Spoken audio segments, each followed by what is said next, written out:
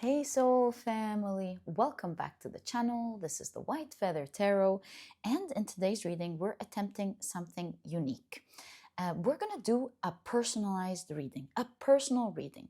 Now, when it comes to general readings, how am I going to do it as a personal reading? Here's the thing. I did it before in a reading called The Future of Something That You Have in Mind, this technique. I'll link this reading below so you can watch it after the reading if you enjoyed this type of reading, where I wasn't so specific about what I was reading about, but I was rather reading the energy.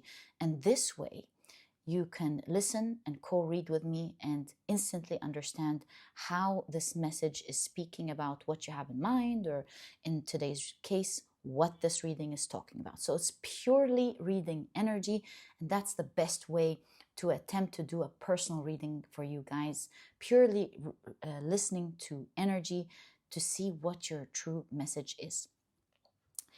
And it's kind of like the way we're going to be doing this. You know how when you just sit, like go into a random, I don't know, toilet, for example, and you watch the patterns on the tiles, and on a random pile, for example, you watch the shape of a face, and then you look at this face and you go, oh my God, doesn't this look like, I don't know, Robert?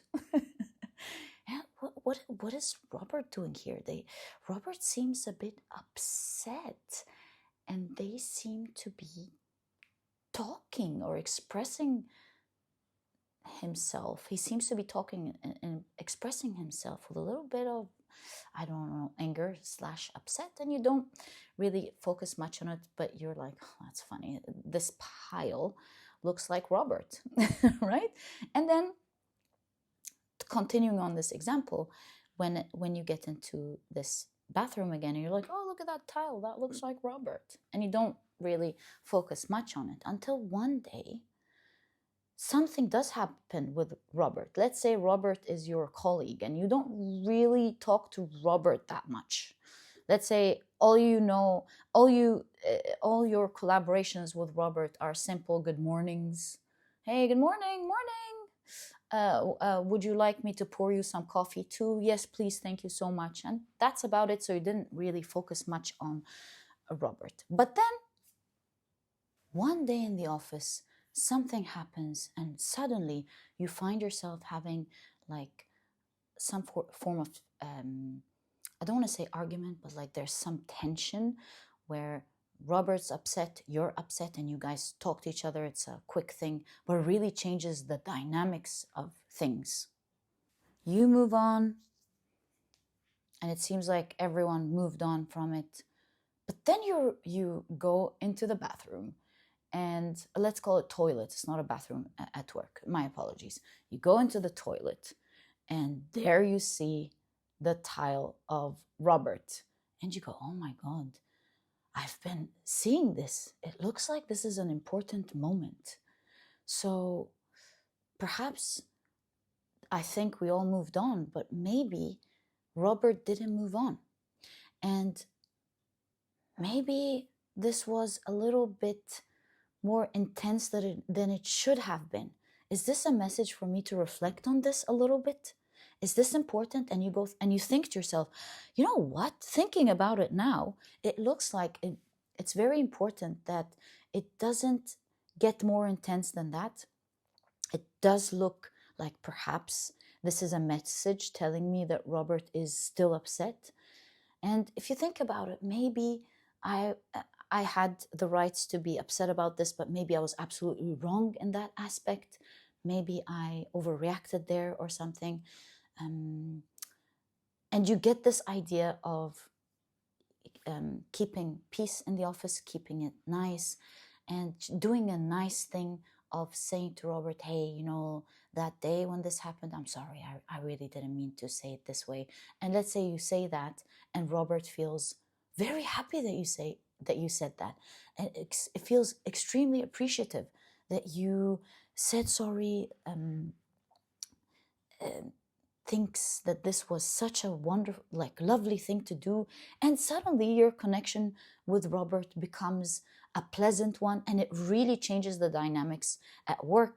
Things are positive, and because you have a nice, like, better connection, everybody in the office starts having a better connection, this, that, and the other, and you finally understand, like, you understand, oh my God, that tile about Robert that I didn't understand a year back is making sense now. Everything's changing. Even the energy in the office is changing because of that. So I'm just trying to give an example to show you that sometimes the universe, when we look at energy, sometimes we don't know what it's about right away. But it's a message for something. It's a message inviting us to reflect. It's a message telling us something wonderful is coming. And so I will be assisting you with that, letting you know the energy around you. Perhaps you'll notice in the reading what you have been seeing. Maybe yes, maybe no, but at the end of the day, this is the energy that is meant to reach you in a personal reading. Exactly what you're meant to hear. Each one will be hearing the exact words that I'm saying, only hearing it in a different way. You know, sometimes I even see it in the comment section. One of you would say, this part, when you said this and this is exactly what's happening in my life. And I would look at this comment and go, oh my God, I didn't say that. I really didn't say that. But the fact, and this happens frequently, you guys don't understand, this happens so much. Read that part, if you're not saying it verbatim, this part where you're explaining about this and that, and this is exactly what's happening in my life. And it's like, I was looking at something different, you heard it in a different way, but you got your message. You know what I mean? And that's the idea of the energy reading that I'm doing today, that I know you'll be hearing exactly in the way that you're supposed to hear it, and you will get exactly the message that you're supposed to get. In today's reading, I'm assisting in showing you what the universe or your spirit guides, what is the message that you are meant to hear at this point of your life.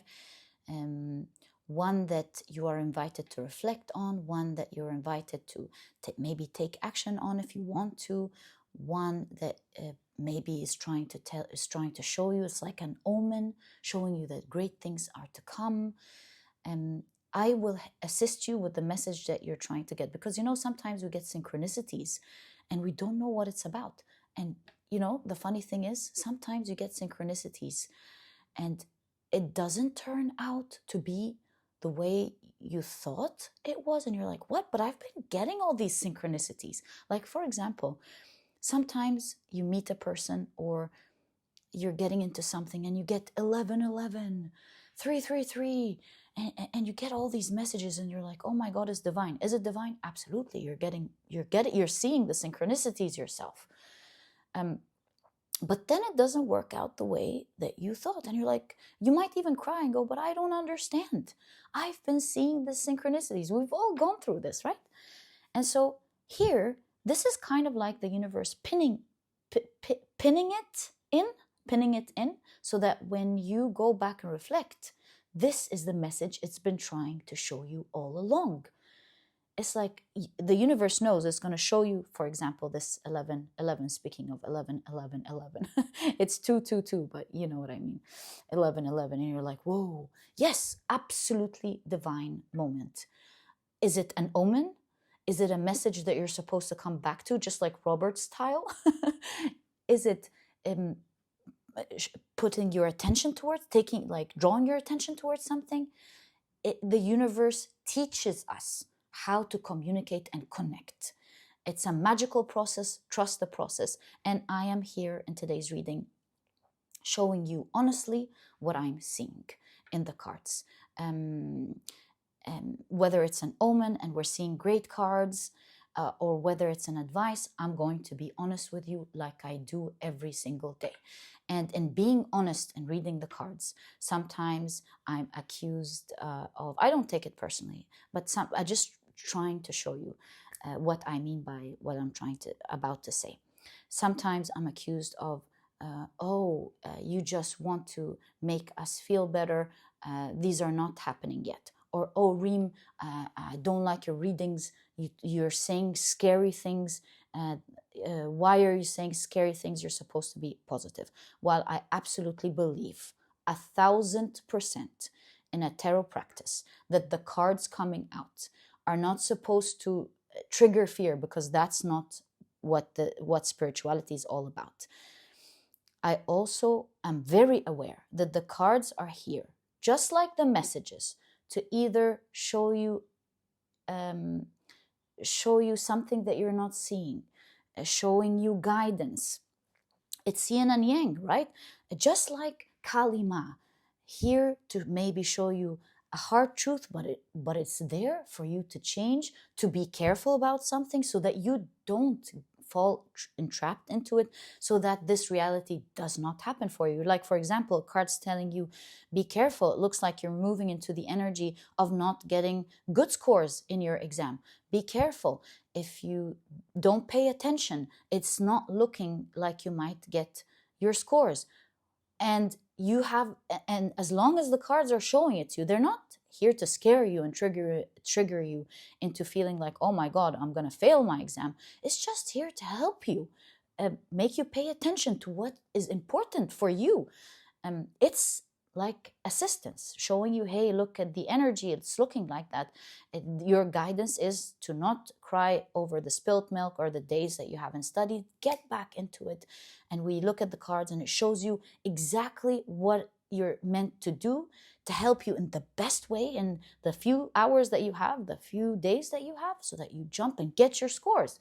So, and similarly, if you're getting positive cards, I mean, I'm not going to look at the 10 of Pentacles, the 9 of Pentacles, the abundance of the Empress and go, yeah, I don't want to lie to you guys. This is looking, good. But though you don't have to believe that, I'm just going to read the cards. I believe that the cards come out to guide you or to show you a great omen. And while omens don't work in the timing that we think, they're there to show you something and they're not there to lie to you. I personally have a personal experience with that. Years even before I used to do tarot for people, my personal signs, I used to see signs everywhere in a dark time of my life. I've gone through, it's personal, but I've gone through what I can't even put into words, like dark night of the soul. Yeah, I've went through the dark night of the soul. They were years that were extremely painful. And amidst those years, I would see signs, very positive signs, and I didn't get it. On one hand, I'm seeing signs, and on the other hand, I'm experiencing extremely, not just painful, pain, unfairness. It was really, really bad, guys. I don't want to get into that energy.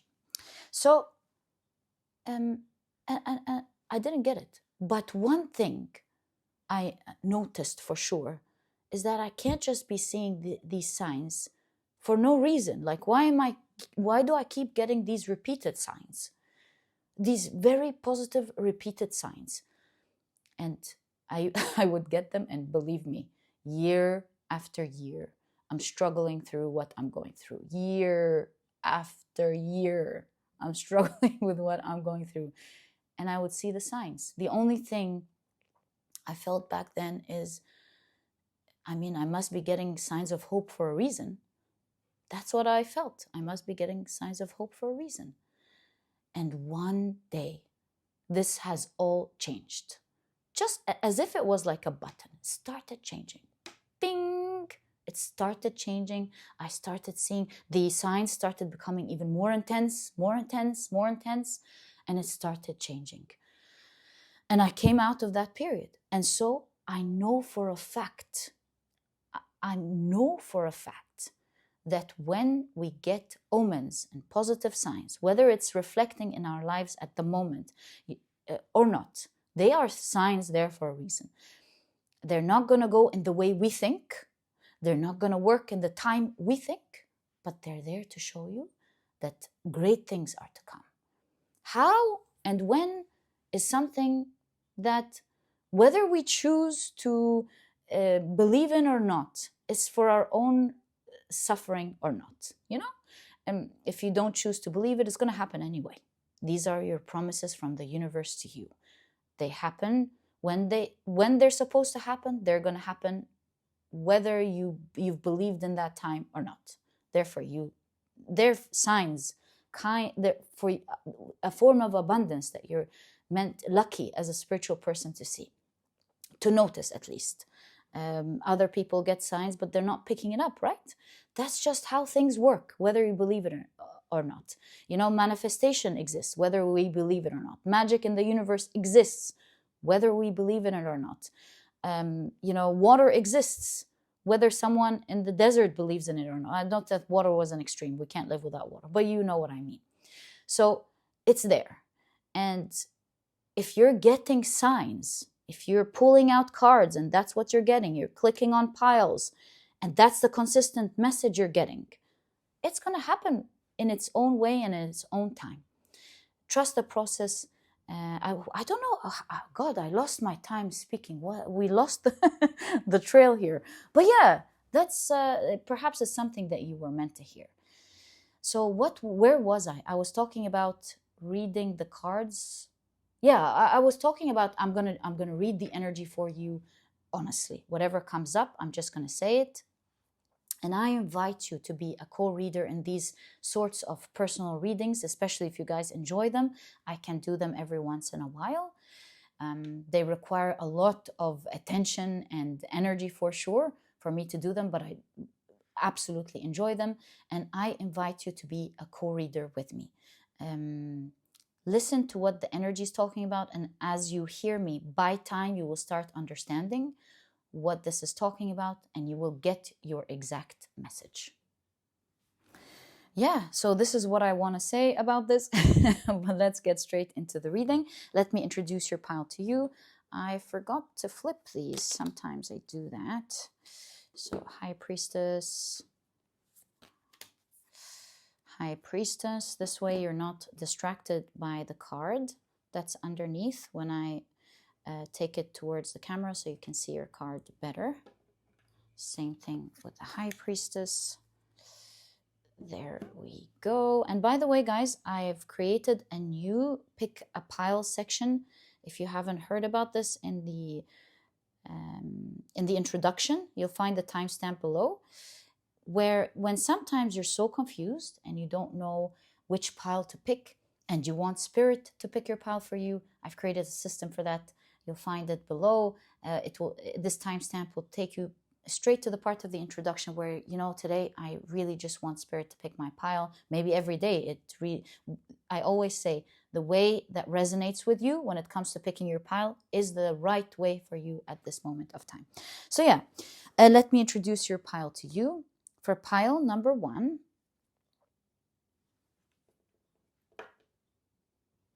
this is your High Priestess.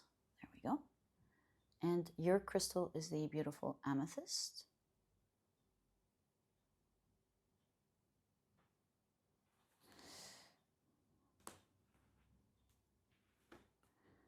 Or let me place it here better.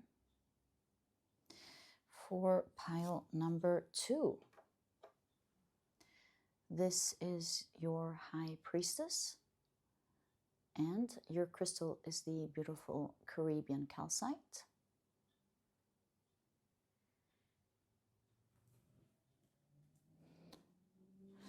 And for pile number 3, this is your High Priestess, and your crystal is the beautiful Sodalite point.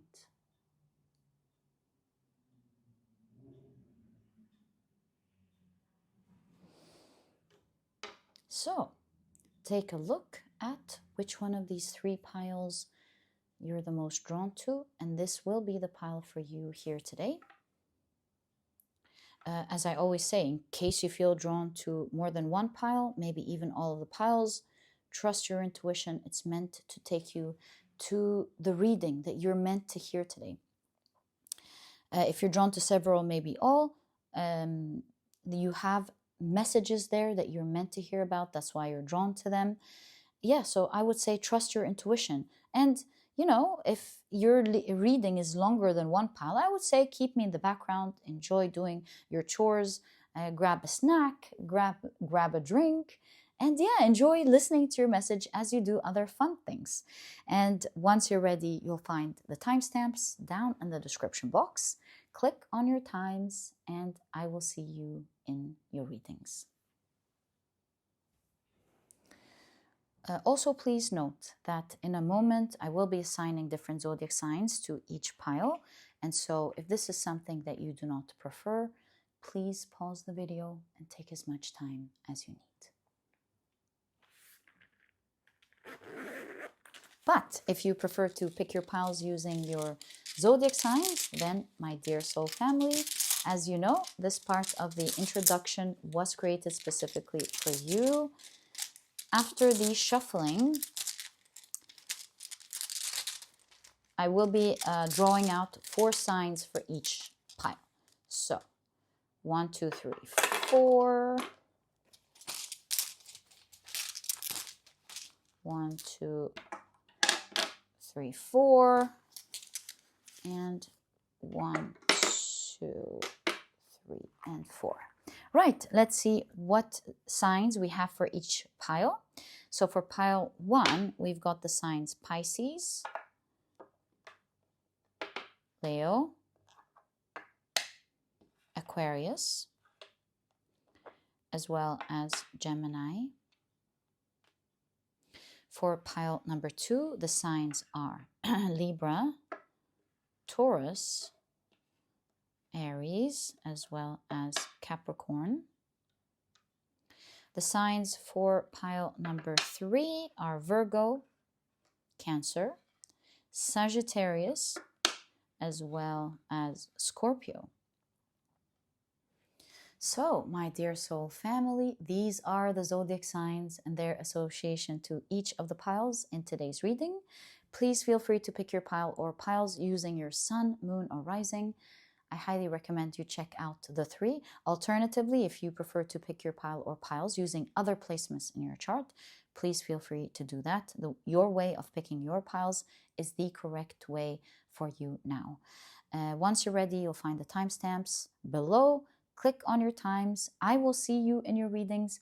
And also note that there is a coming section of picking your piles if you prefer to watch it.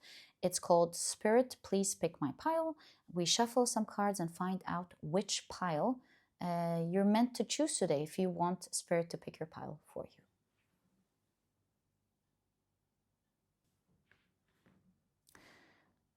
All right, so if you want Spirit to pick your pile for you today, here's how we're going to do it. Magician will be representing pile 1. High Priestess will be representing pile 2. The Empress will be representing pile number 3 because of their numerology, of course. And what I am going to do is shuffle your cards and then see which one like pops out. And this will be the chosen one. This one's popping out. Let's see what we have. If you want Spirit to pick your pile today, your pile is number 1. So, my dear soul family, these are the different ways in which you can pick your pile. And enjoy your reading today, and I will see you there.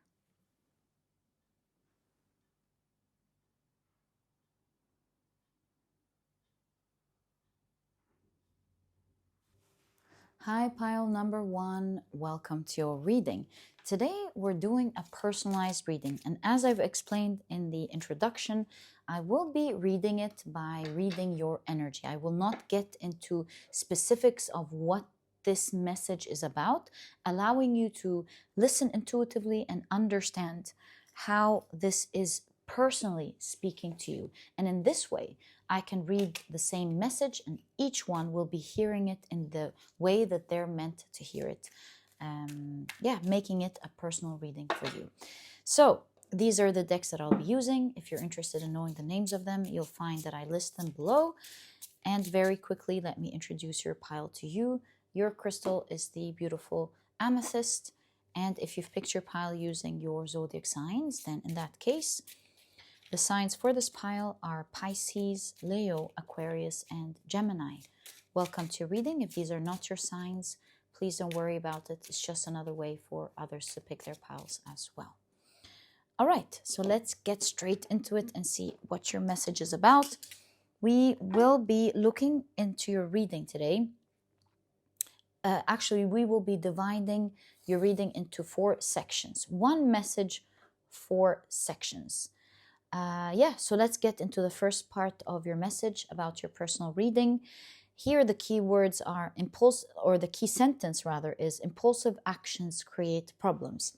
So let's pull out one oracle card from each deck, and then we'll pull out your tarot cards to explore what your message here is. So you've got Mercury in Cancer with intuition. It's just like the way this happened in the camera. Something's blurred and you get to see it clearly, maybe. I think this was a message here, especially that it had to do with intuition. You've got change.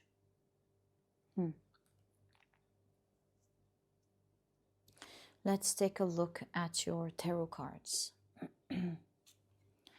So, you've got the Tower card.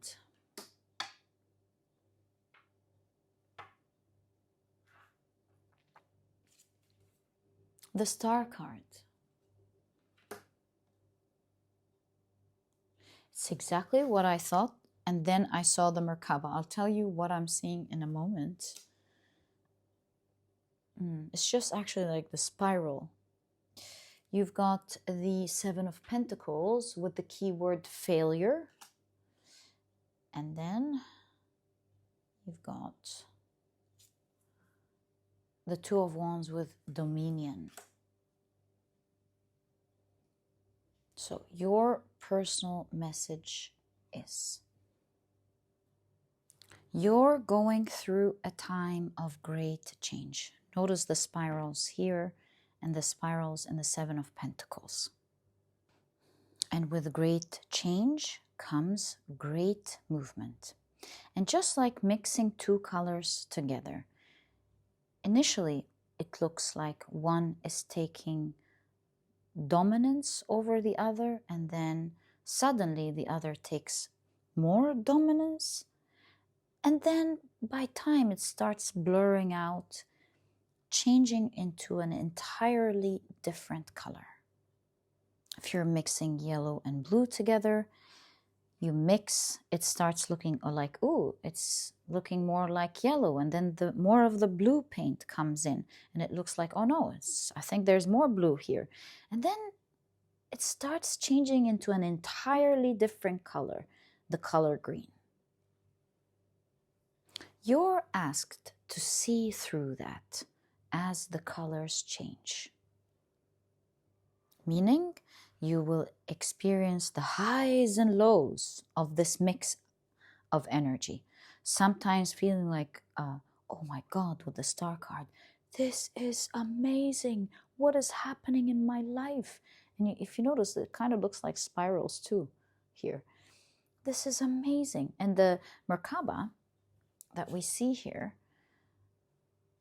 represents the up and down, as above, so below. Sometimes you'll feel like you're going up and you love it, and sometimes you'll feel like you're going down and you may not like it. And this is exactly what you're guided to do with the 7 of Pentacles and the 2 of Wands here. Impulsive actions create problems. You're guided to stay calm in the highs and the lows of it all as you reach your next star. Because it looks to me from your significator card that while this is a star, like maybe you like something now, you like things to stay, you don't want things to change, but it's not the final mixture.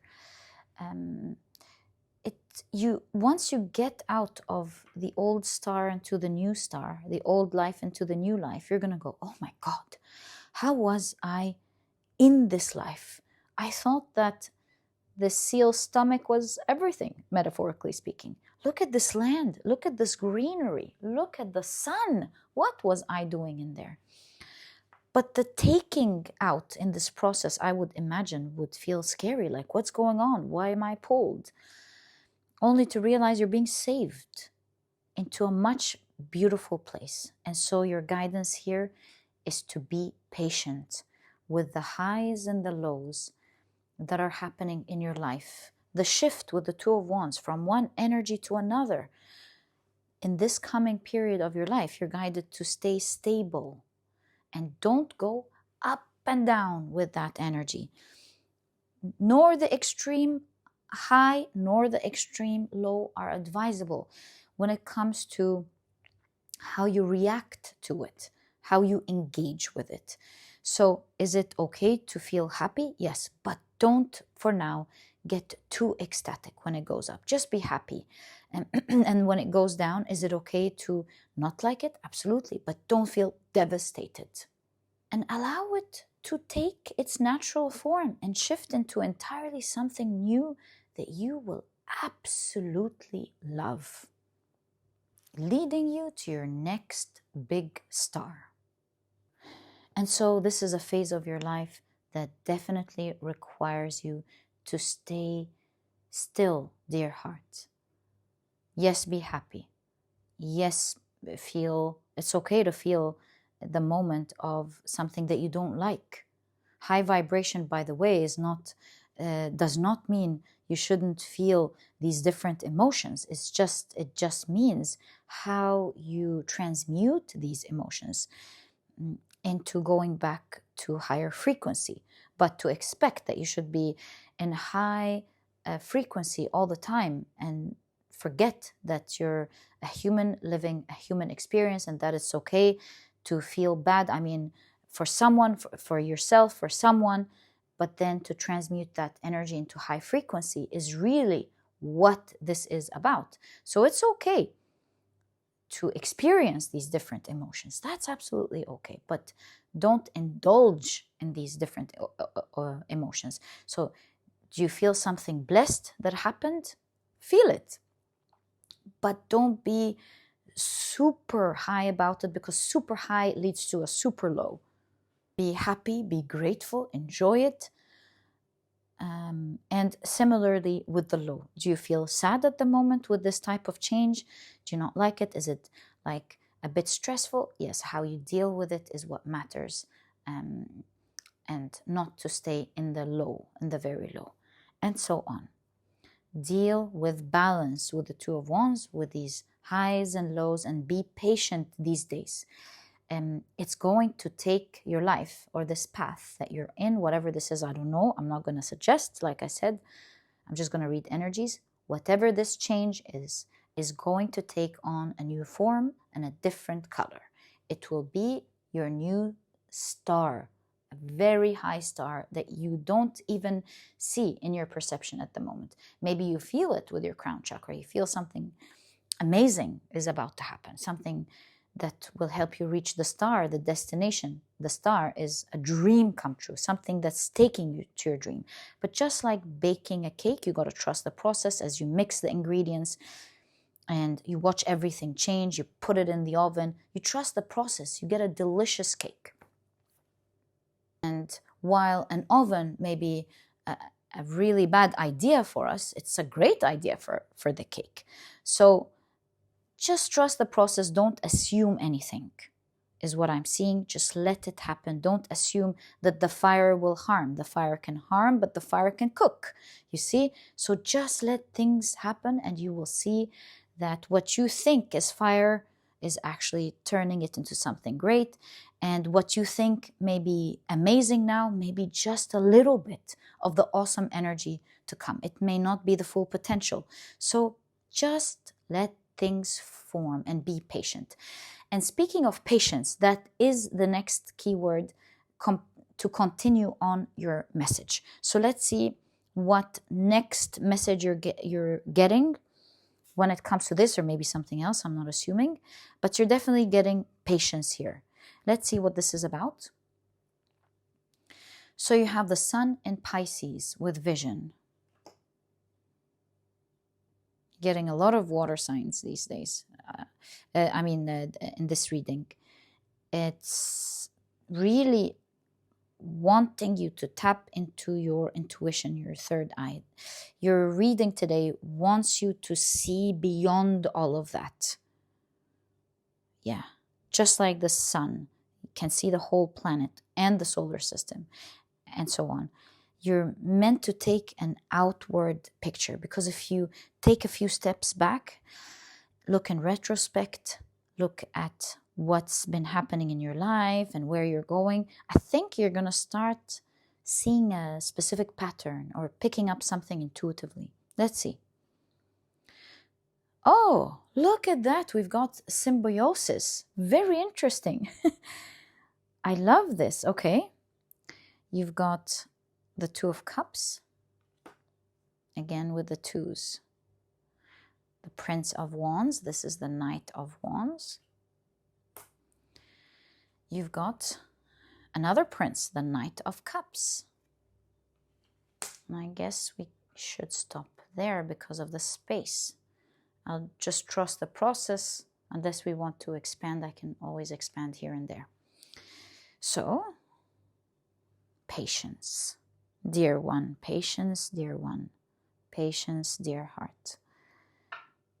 Because the way this is going to move, these are the fastest knights in the deck, with the Prince of Wands and the... Oh no, not the Prince of Cups. That's the Prince of Swords. But Prince of Wands is one of the fastest knights in the deck. You can see here with the symbiosis, the Two of Cups, right? The symbiosis will make things move very quickly with the Prince of Cups in the direction that you desire and love. So, getting back to our initial message here, if you look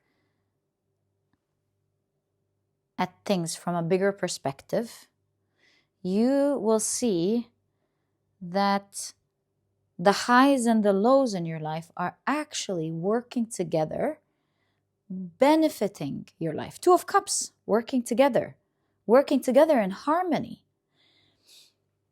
And if you experience the highs without the lows of it all, it won't come out in the amazing way that you would love to see as your dreams coming true. For example, if you are dreaming of this beautiful love story of your life, you must get out of the current relationship that has nothing to do with love, for example. So there's a process of what we see, for example, please don't take that example at all. That's just an example so that you are able to read your energy better. I'm just trying to show you how they can be benefiting each other. So for example, if you're dreaming of a beautiful love relationship and that's one of your dreams, the universe is currently manifesting it for you. And that's by taking you out of that, let's say, dark relationship that you're in.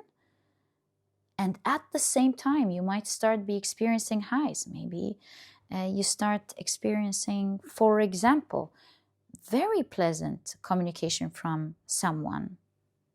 Or maybe it's not that direct. Maybe you start getting into new environments with wonderful people. Maybe that person hasn't showed up yet, but you're in a beautiful community with beautiful people. And you're like, oh, I love these people, for example. This community is so nice. Just like that. And so it didn't form in the shape that you want yet. Here we're just looking at community, for example. Here we're looking at old relationship, and they don't look to the naked eye as something leading to you finding the love of your life at the moment. But you're like, why is this happening to me? Why are these issues happening? And why is this breakup happening? And then at other times, oh my God, this community is the best thing that's happening in my life. What an awesome community. Only for things to come together, work together to take you out, and maybe this community is supporting you. this, that, and the other, they just start mixing and mixing, and you find yourself a month later in this flirting connection between you and someone of your dreams, and you can feel that they really like you too. You see what I'm trying to say? And this is why your personal message here is be patient through this great change. Let it form in the way it's meant to. Don't be too happy with something so that you allow it to grow. Like, be happy, of course, but don't be too excited. Just allow it to grow. And don't be too sad. Yes, it's okay to be sad, but allow things to move. Take the feedback, do the necessary, and just move on from it. Don't engage too much with these two highs and lows, because currently they're not in their final form, and they are working together to create something entirely new, and they are benefiting each other. The reason they're happening at the same time is because they're benefiting each other. You might be going, I don't get it. Sometimes it's so good, sometimes it's so bad. What's going on? Just let it be. All you need to do is to stay calm. That's it. Watch it. Observe it. Don't interact with it. Don't wish upon yourself that this would be the final thing. It's great when the highs happen. But don't start manifesting the minimum of the high and let it happen, because you're going to a new all-time high. Just let it work together, because even though your cards are saying patient, your real message is, if you are patient and allow energy to move through you without any resistance, it's going to move very quickly towards the direction that you love and desire. You will love what's about to happen in your life. The best way to release resistance, if you're wondering, I don't know how to release this resistance, and that is to stay stable through it all. Just watch it. Don't engage emotionally with it, is all I can tell you. Enjoy it. It's okay not to like it, but don't over-engage, is exactly what I'm seeing. All right, so let's continue with your very interesting message.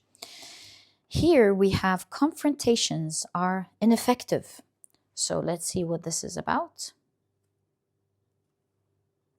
You've got Saturn and Scorpio with inheritance.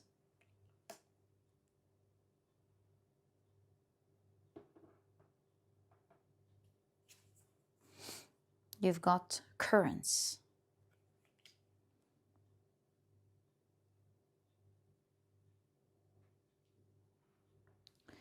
Okay, I got something here for you. The 10 of Cups, wow, with satiety. Is it pronounced satiety? I think so. No. Satiety. I felt that was wrong. Satiety. Okay. You've got the Princess of Swords. This is the Page of Swords.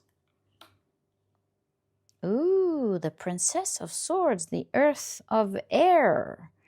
This is the manifestation of a thought. You've got the Ace of Wands. Yep, it's the creation, the Ace of Wands. Something is created, okay? And you've got the Eight of Pentacles. So here is the deal. With confrontations are ineffective.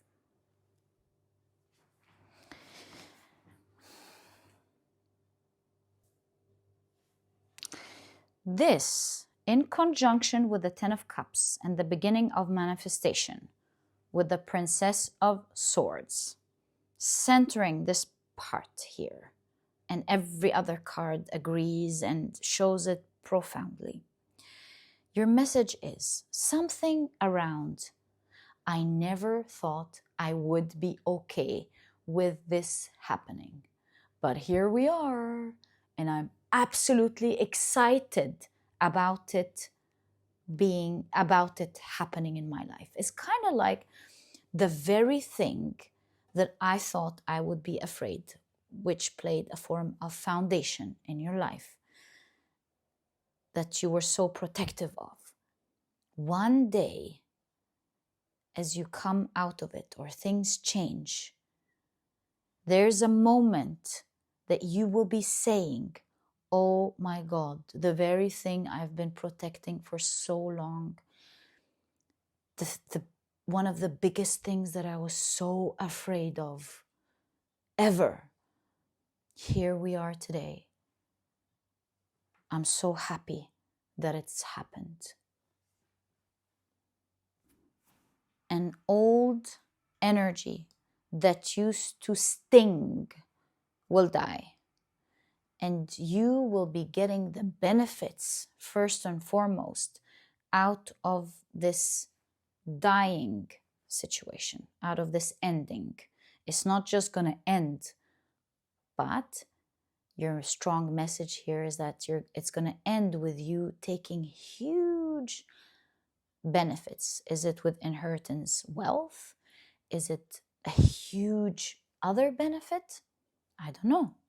But I do know that it used to stink and that it's going to end.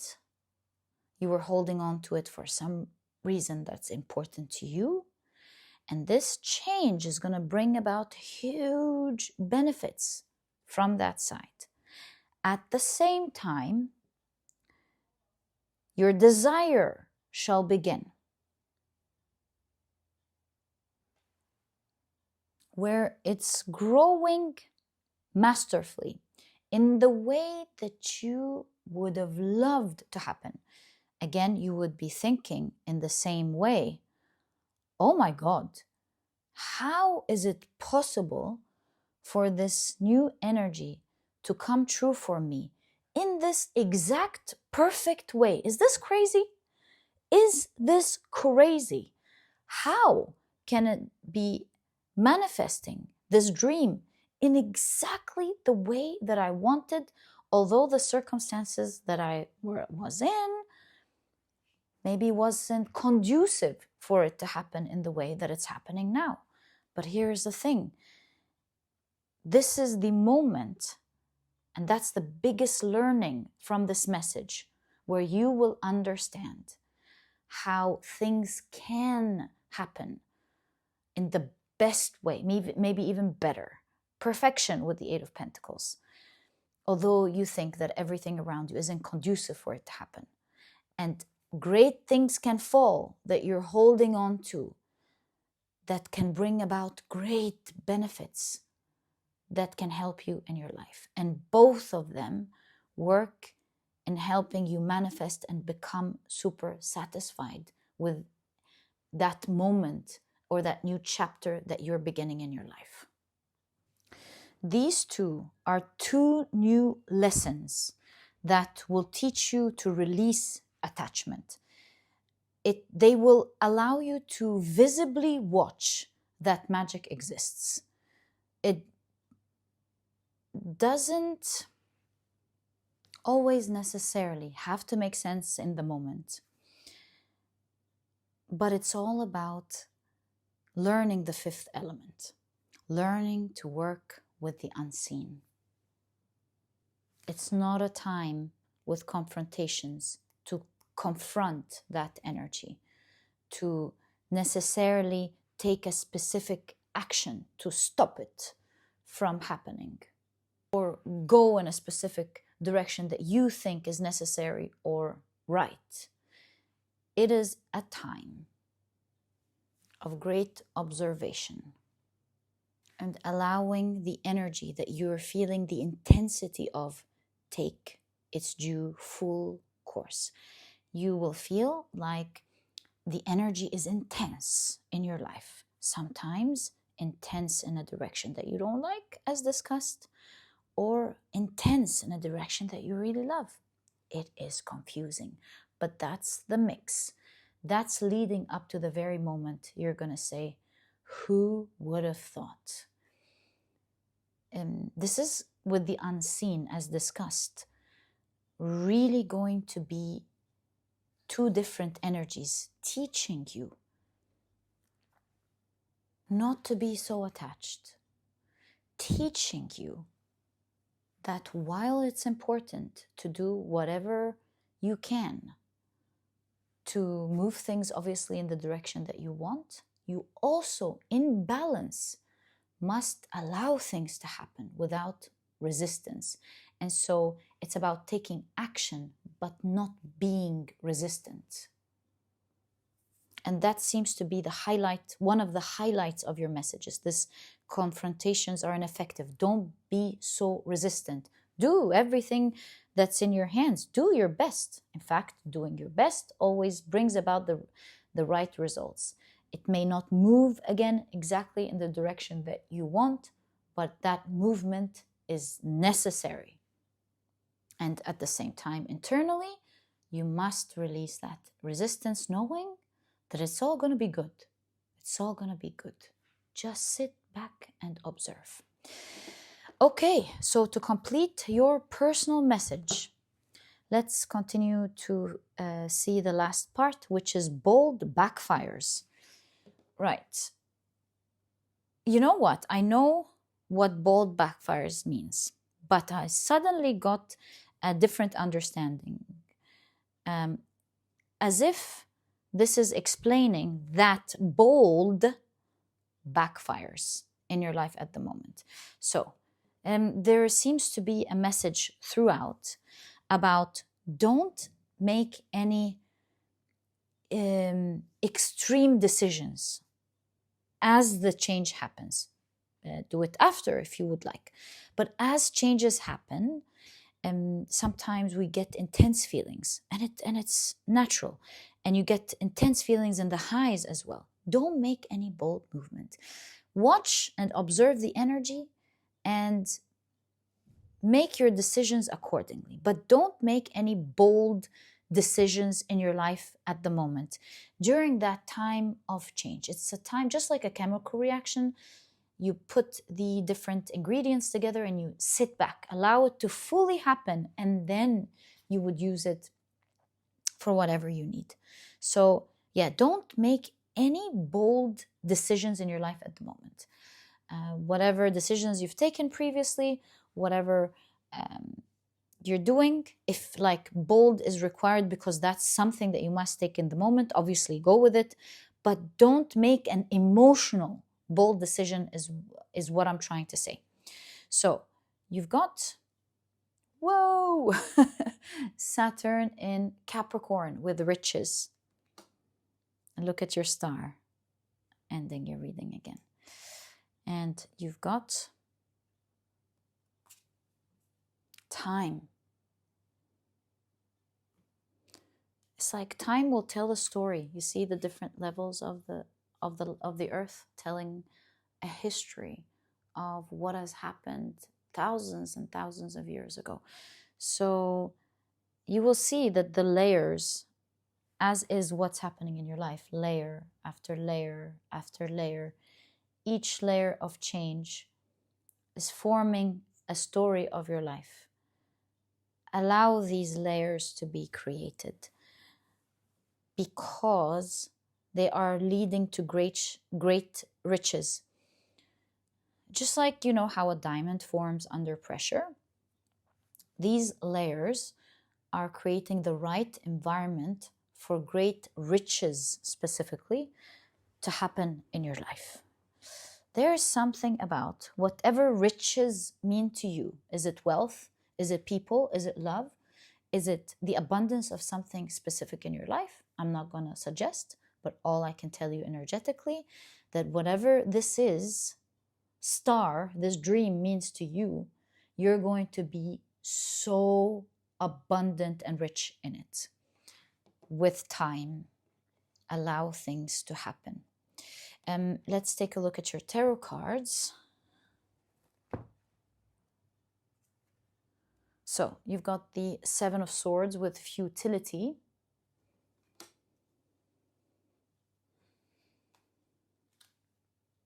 The Hermit.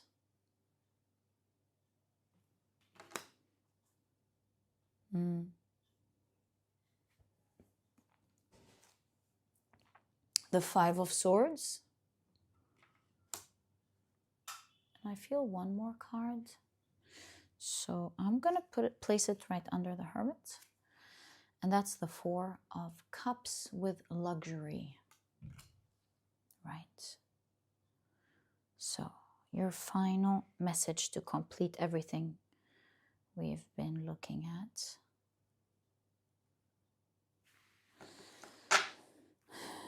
is, you know, Saturn is a planet of going through the hard to get to the great. It's like a process that you go through, just like that. Process that feels hard, but it's really taking you to your riches. That's why Saturn in Capricorn is riches, working with that energy. So, oh, I forgot to tell you here, Five of Swords, the key word here is defeat.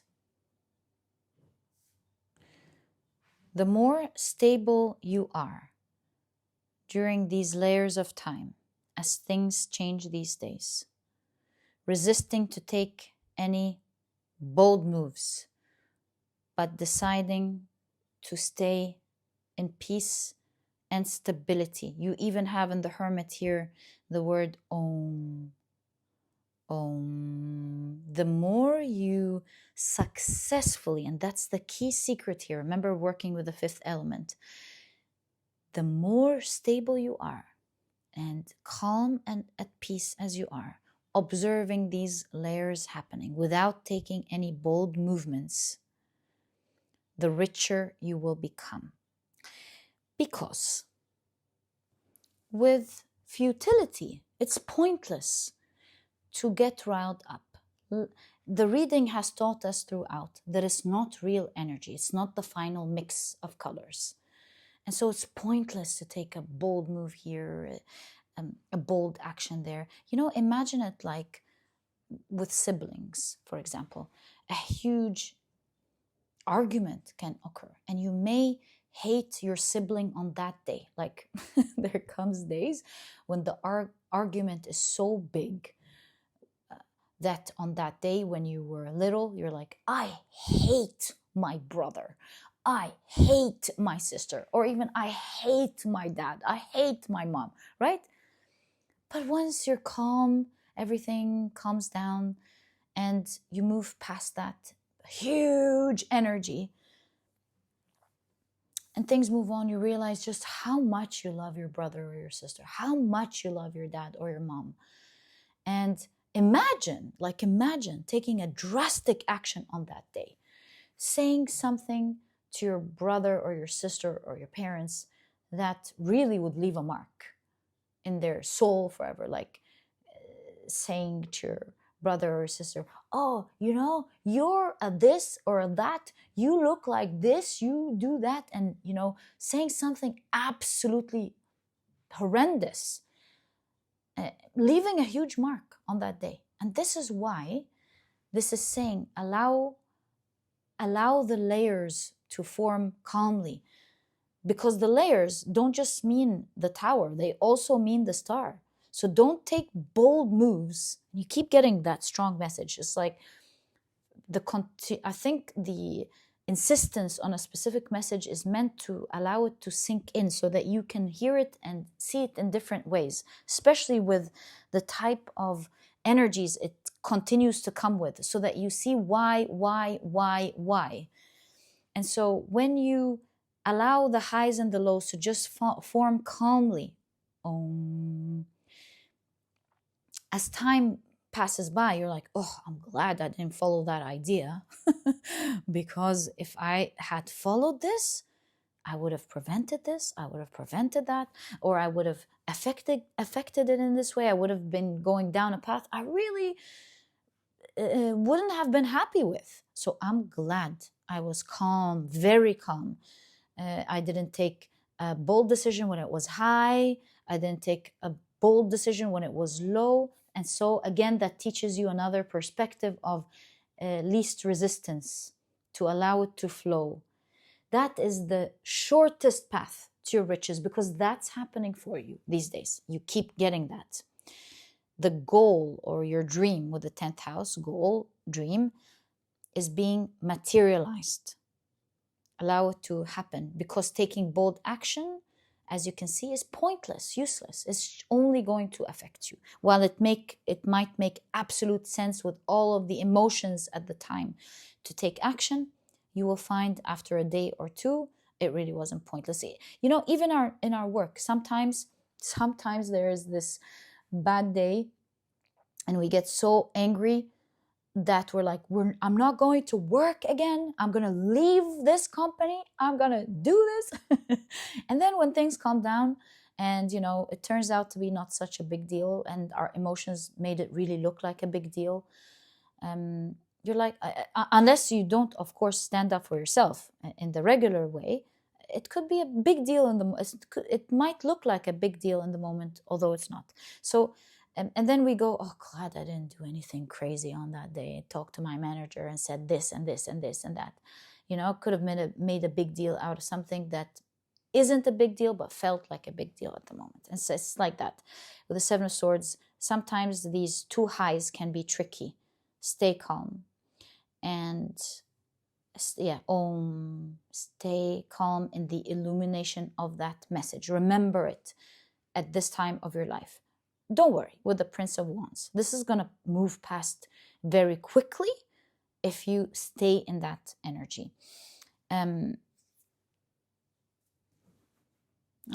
This is an important process in your life that you are currently going through, because it's going to allow you to defeat once and for all the fears, that little fear living within you, controlling you once and for all. Staying in tranquility, peace, and luxury for the days to come. This is a transcendence of your soul and your spiritual journey to master a specific energy towards enlightenment. Trust the process and you shall defeat it. That fear that's been playing around in the background. Time, which is going to be fast, mind you, will allow the very different layers to create great riches and luxury in your life. You're going to be very comfortable. And my dear pile number one, this is exactly what I see as your personal message that is meant to reach you. I truly hope you've enjoyed it. If you have, please give me a thumbs up. Subscribe to the channel so that you never miss a reading that I upload.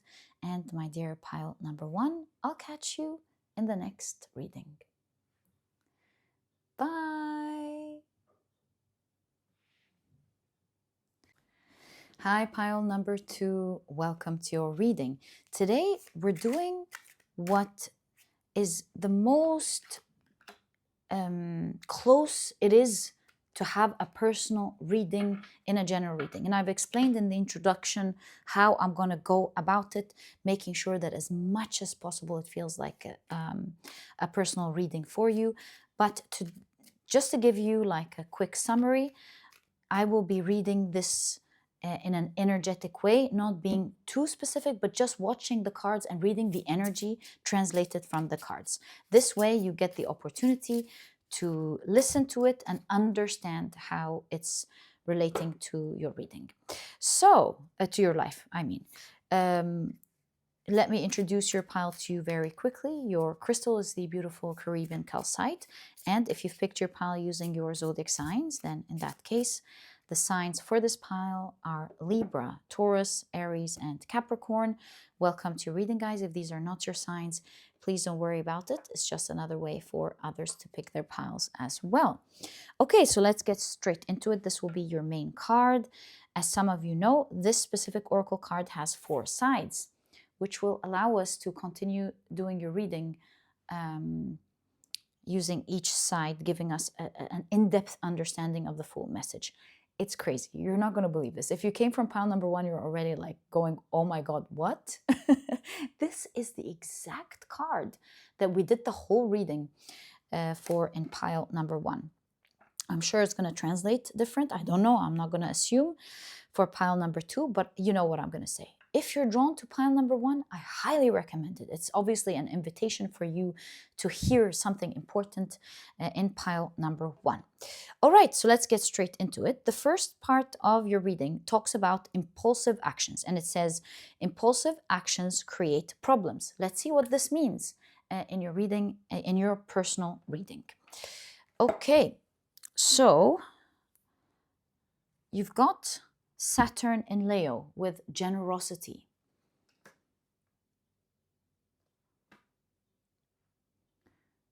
You've got succession, yes. Interesting cards. Generosity and succession. Oh, I just saw this card. Perhaps I should bring it out.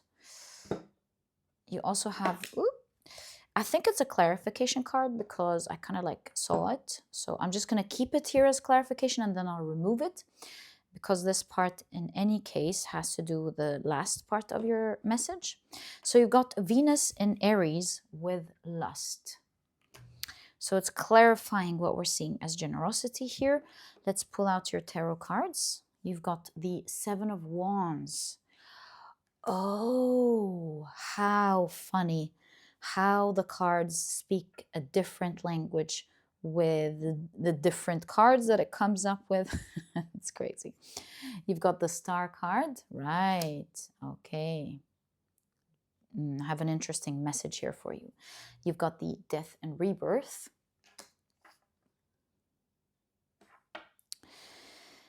And, oh, this one moved, so I'm going to take it as well. So you've got the 3 of Pentacles. And you've got the 3 of Swords.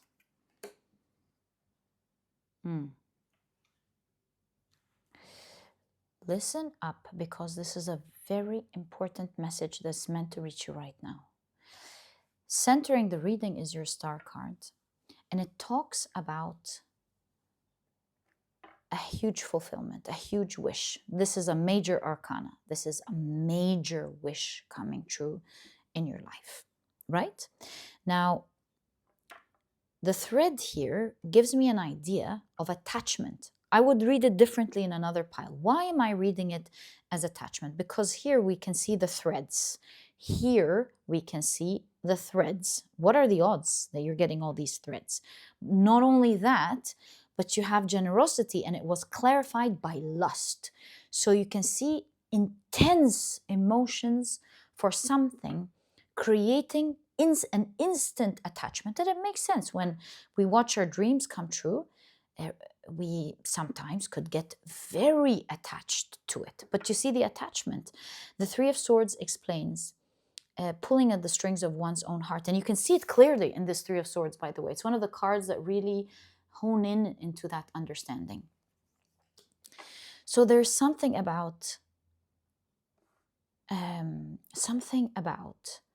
your strong message that you are meant to hear today, that it's your time with succession for, and I'll explain why just in just a moment, it's your time for a major wish to come true in your life. Now, with the Death and Rebirth, depending on how you handle and work with that energy with the 3 of Pentacles, or get super attached to it with the 3 of Swords, that will determine if you're able to handle this major energy properly, where it would either swallow you, that lust, that attachment, and maybe even lead in the extreme side of it to ending of that, like not the full fruition of that wish, or rebirth for it to grow and form in a major, beautiful way. And thus, you are guided not to take impulsive actions or not to respond impulsively, which obviously are a result of the lust or the extreme emotions of that generous energy appearing in your life.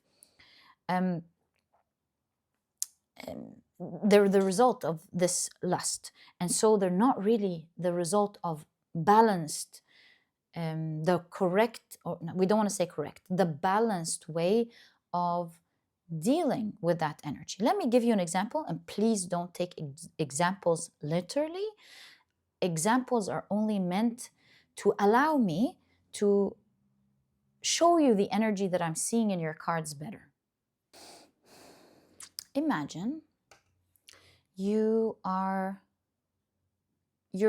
just joined a new university. It's your first day, and you notice a very interesting person. You love the way they're dressed, you love their style, and for you, it speaks a lot about their character and their mind. And while all of this could be true, here's what I'm moving towards. So you observe this person, and you're like, oh my God, this is an interesting person. Class after class, your attention is drawn to, I don't know, you like their behaviors, you like their style, you like their ideas, the things that they share in class, and you're like, oh my God, I really like this person. I would love for them to be my friend. Okay? And then you take that step. You're like, I'm going to be this person's friend. You approach them and you're like, hey, I love what you said there in class.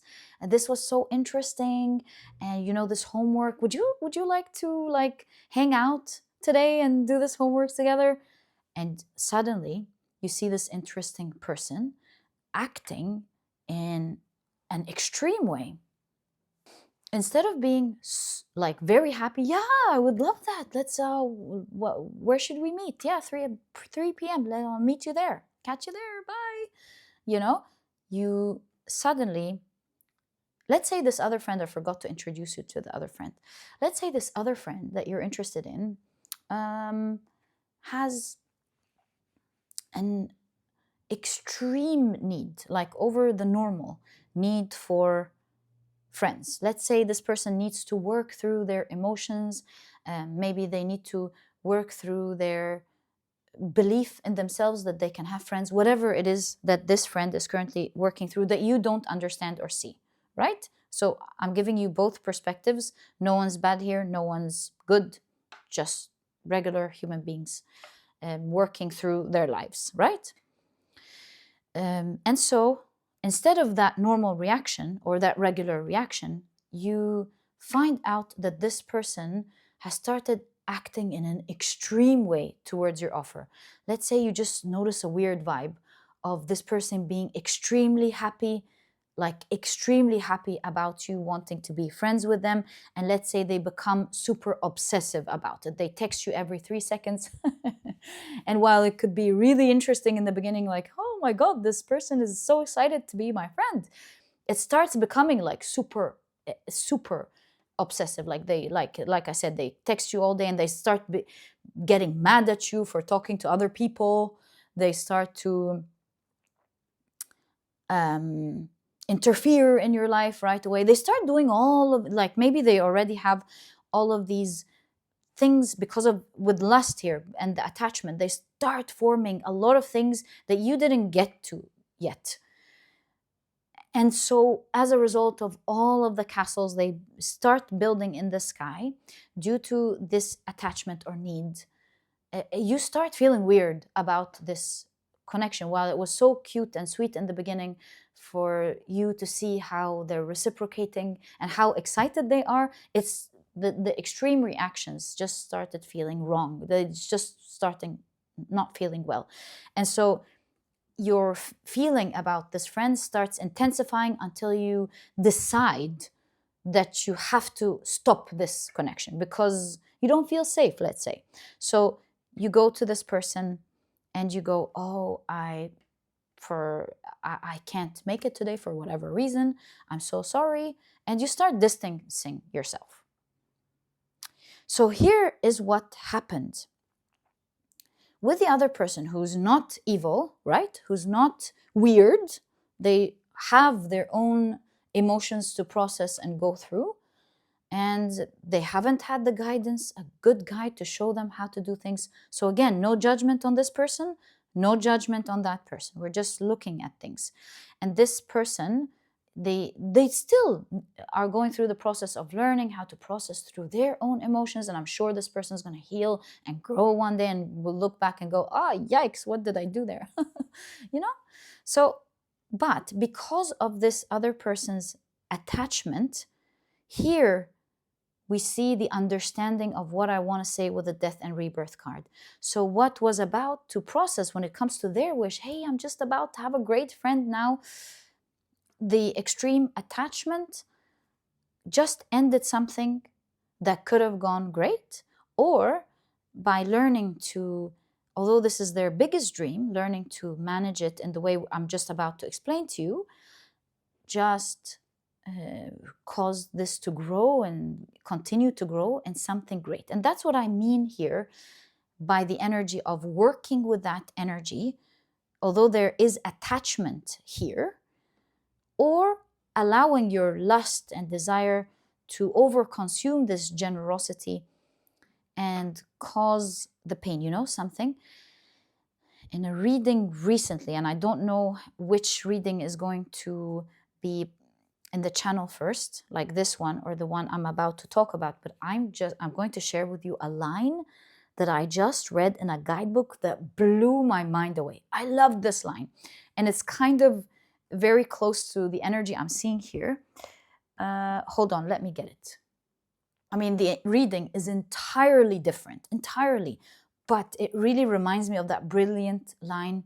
It was like beautifully written. Hold on. It was a story about the two roosters fighting and going from great wind to destruction. And so, where is it? There we go. Recognize when to halt after achieving success, lest you snatch defeat from the jaws of victory. This line really blew my mind. And it's kind of the same here. It's like, do know when to stop, especially with the boundaries here with the Seven of Wands. The boundary, your own boundaries towards yourself, boundaries towards that balance of you enjoying something that's happening for you, and the over enjoyment, the lust, and how much you allow yourself to overindulge in that energy, lest you snatch the defeat from the jaws of victory. You see? So that's why you have impulsive actions create problems. The lust. It's okay for you to enjoy that energy. It is here we have a prophet speaking to people, and you're being passed on just like a messenger. You're being passed on a great message. You're supposed to know about it. And the reason you're meant to know about it is to guide you through it.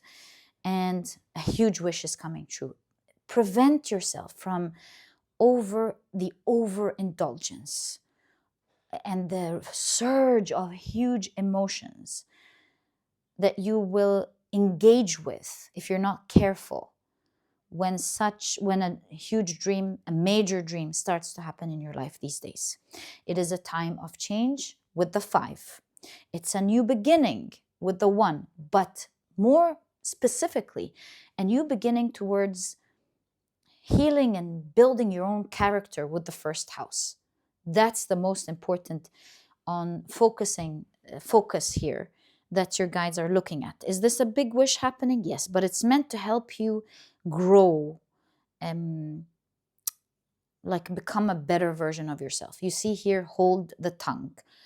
It's not about holding your tongue per se, but it's about enjoying that energy without overindulging in it. It's okay to enjoy a big wish coming true, but it's not healthy to overly indulge and fantasize it either. Enjoy it, but don't overindulge is the best way I can explain what I'm seeing. Don't overindulge. And if extreme imagination or anything, or letting in extreme emotions, whatever this is that allows you to tune in too much into that emotion, you need to, or you're guided to, not indulge in it with the Seven of Wands, to keep boundaries. It's like, okay, when I start this emotion, it gets out of hand. And there's where you need to put the boundary. Or when I think too much about it, I get driven in there. And that's where you need to set the boundaries. You know, it's like the things you do to help you initially move out of something that you need to pull yourself out of, like an addiction, for example, or let's say you shop too much, right? On a website or in the mall. If these all are the culprits of what feeds into your addiction, then it is best to avoid this website or this shopping mall until you heal it and feel like, you know, I feel strong now. I've learned so many things. I'm not vulnerable as before. I've grown, I've healed. And then you'll find yourself going to this website or shopping mall. You've built much more important values and other learnings and understandings that when you actually go to this website, you're like, you know what, I'm good. I used to have this issue, but I don't have it anymore. Or when it comes to love, for example, like not overindulging too much, if this is the issue, with the emotions that arise in the beginning that perhaps lead to you later taking impulsive actions. Or in the example of the friendship or anything really. That's what I'm seeing. At the end of the day, you're guided with succession to allow one event to fully form, to build the foundation for the next, and the foundation for the next. Things take time to build, and they must be built properly, and making any impulsive action really hinders that natural process of things progressing. And while you can't wait to enjoy this dream to its fullest, allow things to form naturally, and you shall enjoy it much better than if you were to experience in the moment with that intense energy, is exactly what I'm seeing in your reading. Very interesting.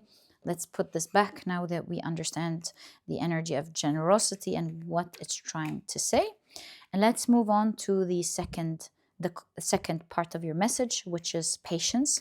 Is this going to be a continuation on the first message? Is it going to be a totally different message that you're meant to hear? I don't know. We'll find out together. But the second keyword here is patience. And let's see what it's about. So you've got Mercury in Libra with influence. This one is shuffled in the way that it is. We can pull a card. Change that, guys. That's the exact card that popped up in pile number 1. It was there though, but yeah. And look at the curling up of the snake here. It's the same spiral that we're seeing here. So yeah, I think your message is kind of close to pile number 1. You'll definitely get, if you're drawn to it, a whole other different perspective. But yeah, I think for a lot of you with the 7th house, your message has to do with people or love. Yeah. Mercury in Libra, your communication in love or people, 7th house or something like that, change. I'm not going to assume, it's just pointing out that it's the 7th house. Okay. Let's take a look at your tarot cards. So you've got the Page of Swords, the 8 of Wands, the World card, and since we split it here, let me take that one. Queen of Cups. Or something emotional in nature, and we know that this is going to definitely create a lot of emotions here for you. Or maybe this is an entirely different reading. Let me just read it and tell you what I'm seeing. Things are changing quickly for you. In fact, with the World card, you will see very soon that your whole world is changing. Or let's say, very soon you will feel like your whole world has changed, really. Everything that you know about your world, the way you're living, everything is about to change very quickly for you. In fact, I'm seeing that you're actually going through that transition right now with this specific Page of Swords. Are you going to love this change? Absolutely, with the Queen of Cups. But notice how the Queen of Cups is here, because the Queen of Cups is balance of emotions. And so for a lot of you, these two could actually be connected. The Queen of Cups is balanced in emotions. And the reason I'm going back here is because we were talking about balance of emotions the whole time. So your world is about to change, and you're getting something that you love. Seventh, Venus. Oh, this is Mercury. Yeah, I mean, I don't want to be specific, guys, but I'm sorry. I am seeing the seventh house. So for a lot of you, it does look like it has to do with connections or something. But again, not going to assume.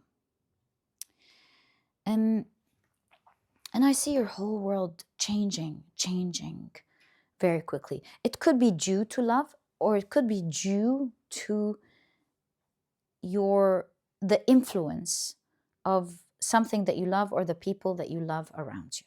Neither case that holds true in love or not. And so the key word here is be patient with this fast moving, changing energy. Because to balance out that speed, there's something about you acting patiently with it.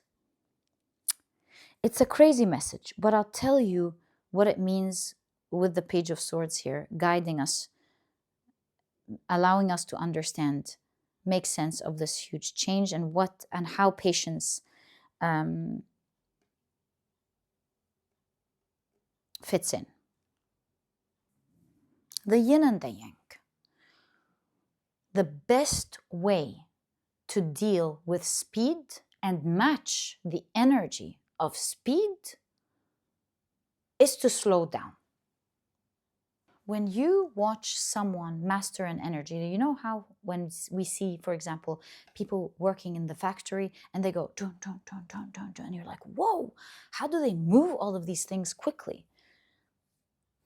They're able to do that because they move slowly and gracefully.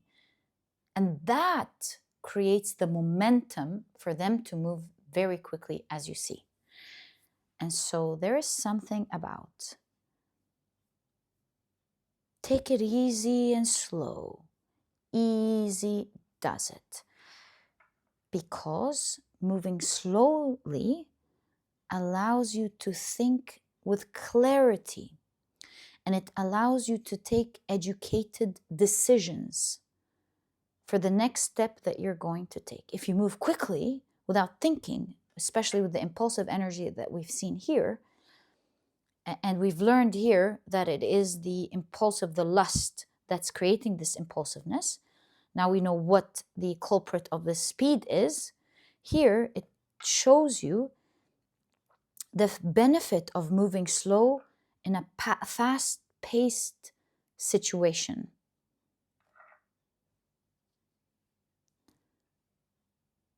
To match it and move with that type of speed and enjoy the speed, you must slow down and think.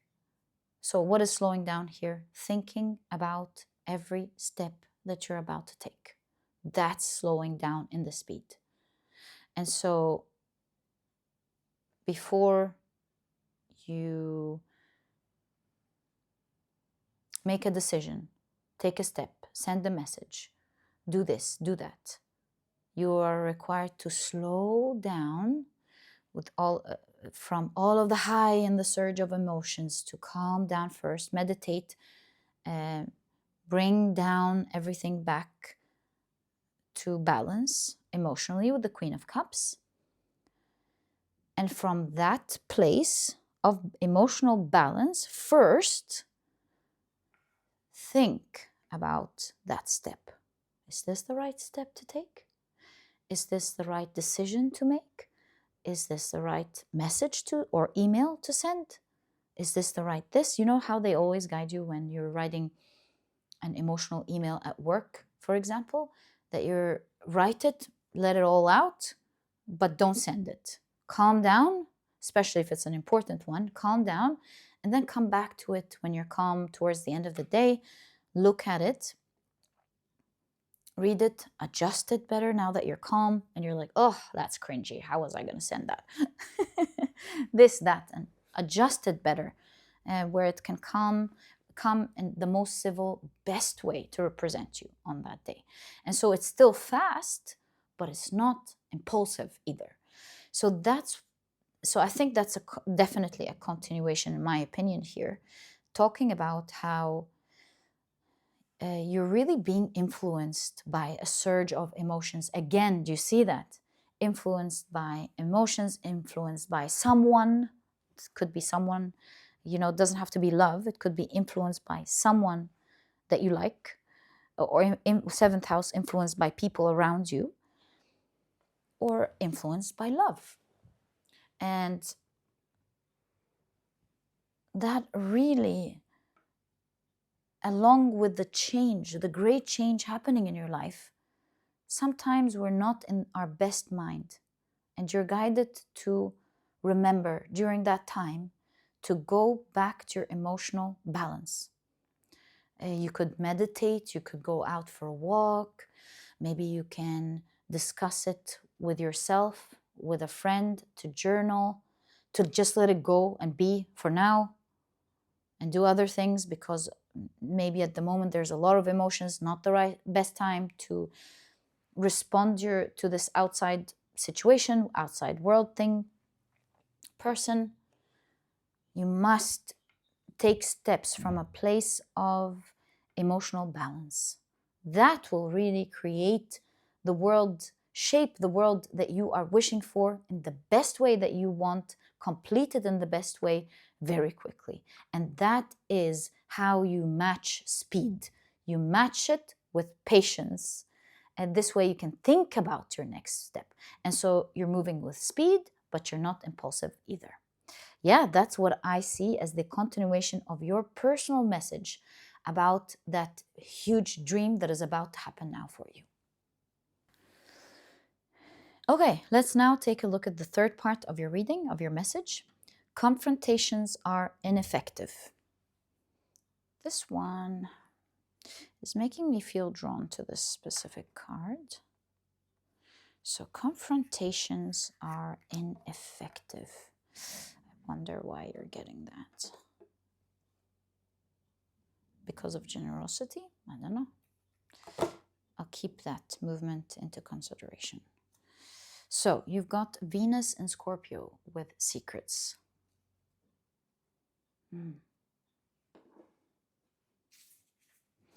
You've got microorganisms. Secrets and microorganisms have something in common. We don't see both of them, right? The unseen, it's talking about the unseen. There's something very magical about your reading because pile 1 in that place was talking about the unseen. Although it's a different message, but it's crazy how it's lining up. I really recommend pile 1 for you, if you're drawn to it, of course. Right. Just sharing these synchronicities that I'm seeing. I mean, I can't be mind blown alone, right? I gotta share this with you guys. It's your message after all.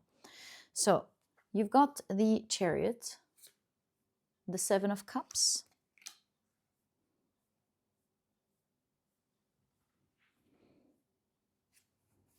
the 4 of Wands,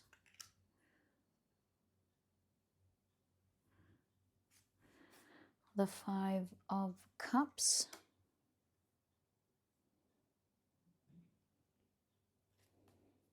and the Queen of Swords.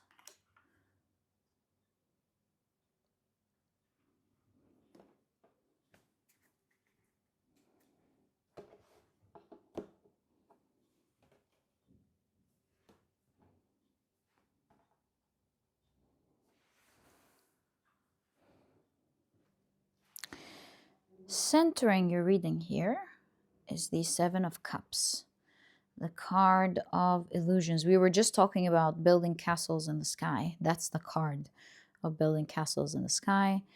Card of, yeah, like great imagination, illusion. Yes, choices as well. But it depends on what we're looking at.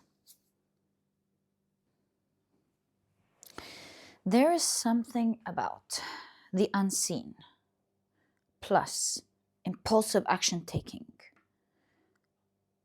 plus the creation of illusions to fill in the gaps. These are two different scenarios for the same situation, and the Queen of Swords is talking about discernment. You see what I'm seeing here?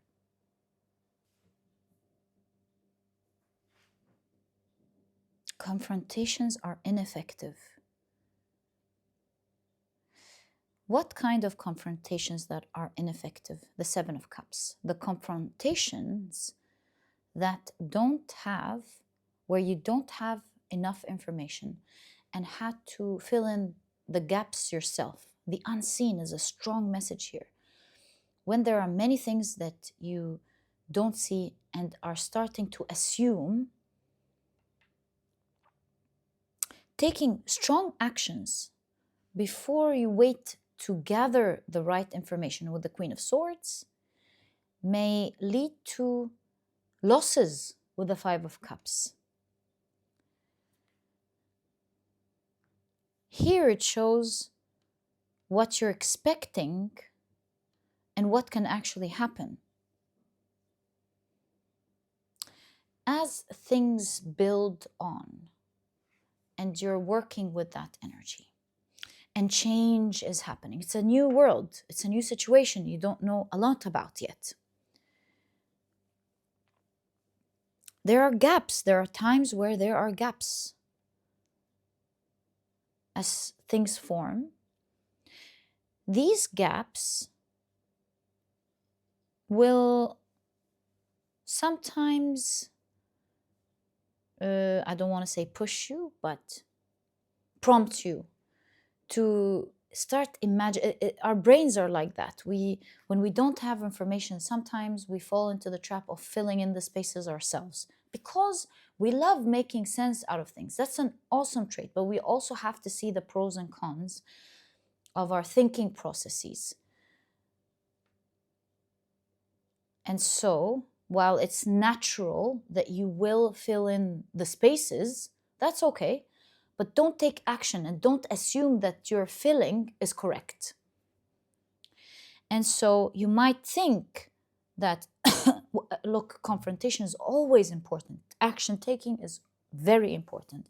But again, the discernment, the studying, the thinking, there's something about think well before you take action here. Your whole reading is talking about patience versus impulsiveness versus confrontations that are ineffective, you see? So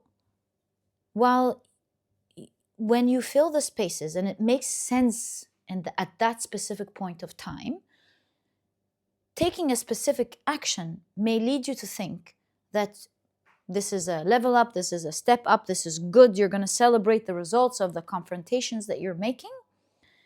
But sometimes it may not go this way.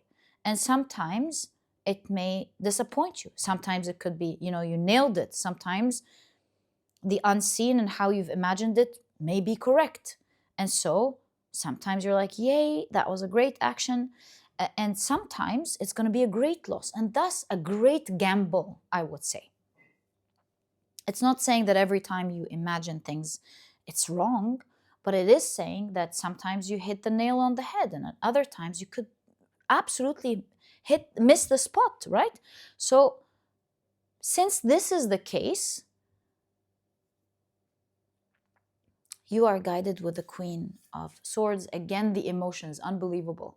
Not to take decisions with your emotions, but to base your actions on facts before you take any action. base the planned actions on facts before you take any actions. Do not be impulsive and specifically confrontational, nor impulsive in your actions, nor confrontational. Especially that 7th house, it seems like you are dealing with people, and confrontations are a sense like a big energy. And while it's important to be confrontational or like say be outspoken, you want to be careful how you handle that energy, how you do that, how you discuss things, how you have the facts before you confront someone with something that may hurt the bond or relationship moving forward, or hurt, if this is a partnership in business, for example, then hurt the business and your partnership. If this is people who care for you regarding something that's important to you, your dream, hurt these people that are trying to guide you towards your dreams, and so on. Or hurt your customers, you know. It's important to be confrontational. It's important to say what must be said, but it's the how to do it. And here, the how is not in your exact way of saying it, but the how here is falling on your process of filling in the gaps and not waiting until you get your facts straight. Yeah. And so, to be able to do that well, don't fret over the information that you don't have right now. Again, we're going to patience. Sometimes you can try your best to fill in this information and you just don't have it, and thus you gotta wait and not to make that confrontation now. Wait until the news of today that are not revealed to you are revealed to you in the tomorrow. So let it reveal itself to you in due time.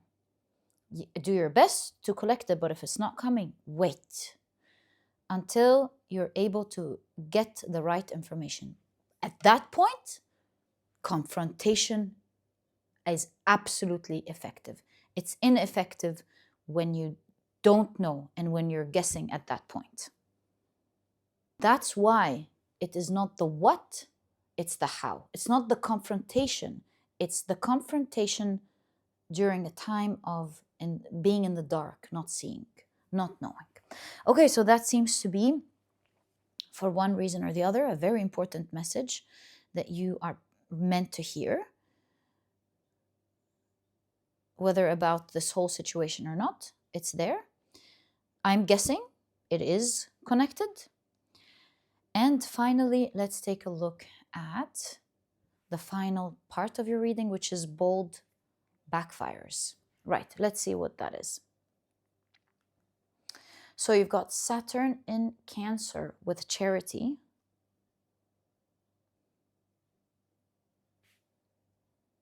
Okay, you've got photosynthesis.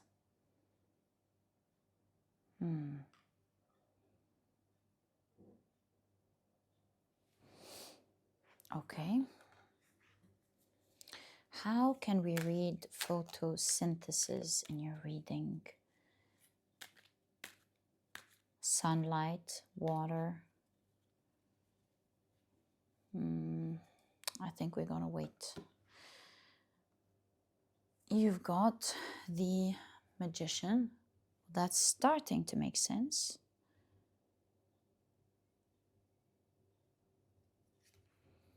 The Strength card.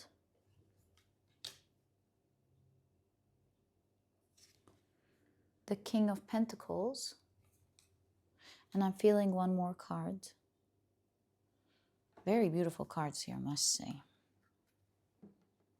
I'm going to place it here. Ah, this one moved. The Page of Pentacles. Right.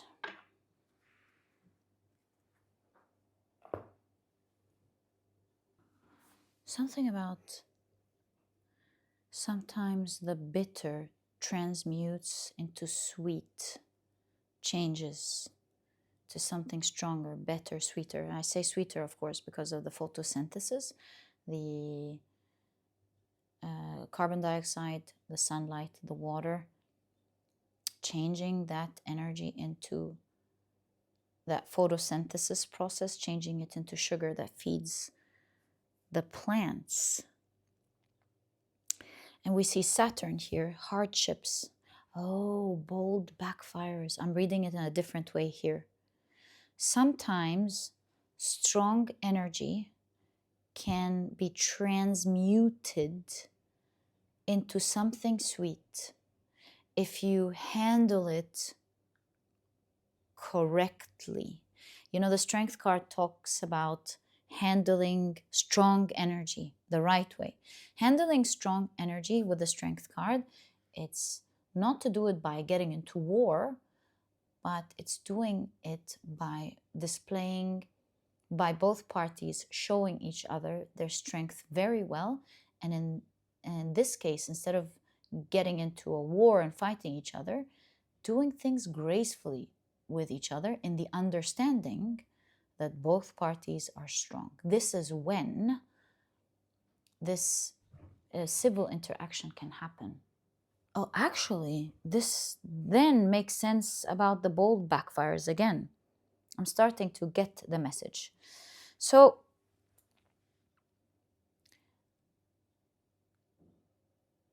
here we've learned about what this transmutation of energy means. Transmuting something difficult into something sweet. It's not about getting into war, but it's about the intelligence of how to change the hardships into something sweet, making something tough be the very blessing of something, transmuting that energy. I'll explain how now, but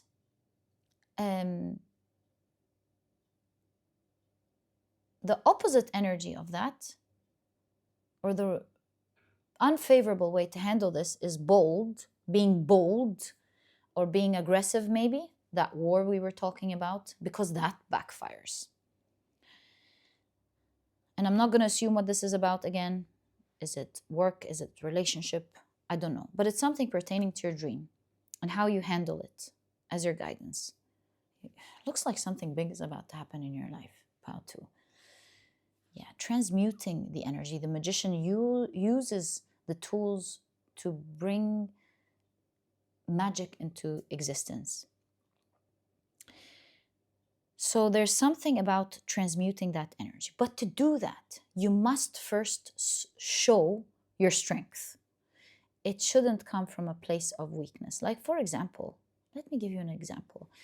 Let's talk about charisma. When we talk about a charismatic person, the same characteristics in a person who's not displaying strength is called cringy, it's called weak, it's not charming. It's not what we do, it's how we do it. So a charismatic person, for example, you can feel the strength, the energy, the strong energy that they have. You understand that you still can't mess with this person, absolutely not. And then when they do something kind from their heart, it is understood that they're choosing to do that. And thus the combination of energy of having a good heart, having a beautiful smile, along with the strengths, is what we experience as charm. Versus someone who's not displaying that strength, that self-respect, that strength, and is overly nice with a wonderful smile. Yes, of course, the wonderful smile is a wonderful smile, but is it charming? In that case, it's not charming. And so we get to see the idea of showing your strength first for the advice that we're about to talk about to work, that sweetness to work. There is a message about when hardships comes with Saturn, the comfortable thing to do, or the impulsive thing to do, or the first thought is that boldness, but that backfires. You're being guided to transmute that energy into something sweet. Because if you first show your strength and take that difficult energy and transmute it into something good, with the Page of Pentacles, it will begin something more solid that later on with the King of Pentacles will create a lot of abundance and stability and the foundation of something great in your life. Let me give you an example of that. Let's say you are arguing. Let's say an argument happened between you and someone, right? The first impulsive action would to be being bold and just saying what you want to say and having a fight about it, getting everything off of your chest, and that's it, which could damage the relationship and it could make things backfire. It's the same with business, it's the same with everything. And I'll give you also a business example as I finish this one. But instead, you can use this as an opportunity to set the foundation for proper communication. And that is when that person knows that you're strong and you say, hey, I want to know how you feel, but I also want to make sure that you hear how I feel. And together, let's solve this so that it works for you. And I'm going to make sure that you are heard, the things that are important to you are done, but we also need to make sure that what is important for me is handled in the same respectful way. And in that way, you get to turn a difficulty into something more valuable. And that is you and your best friend, you and your lover, you and your business partner, for example, you and your customers, learning to have something even more valuable beyond that transactional situation. And that is the real bond and the safety of knowing that you can communicate together, that it's okay to be honest, it's okay to be open, the joy of watching both of you communicate in a better way, the feeling of safety that comes in knowing that you can talk to this person whenever you wish to, and all of the benefits, sweet benefits that come out of a moment like that.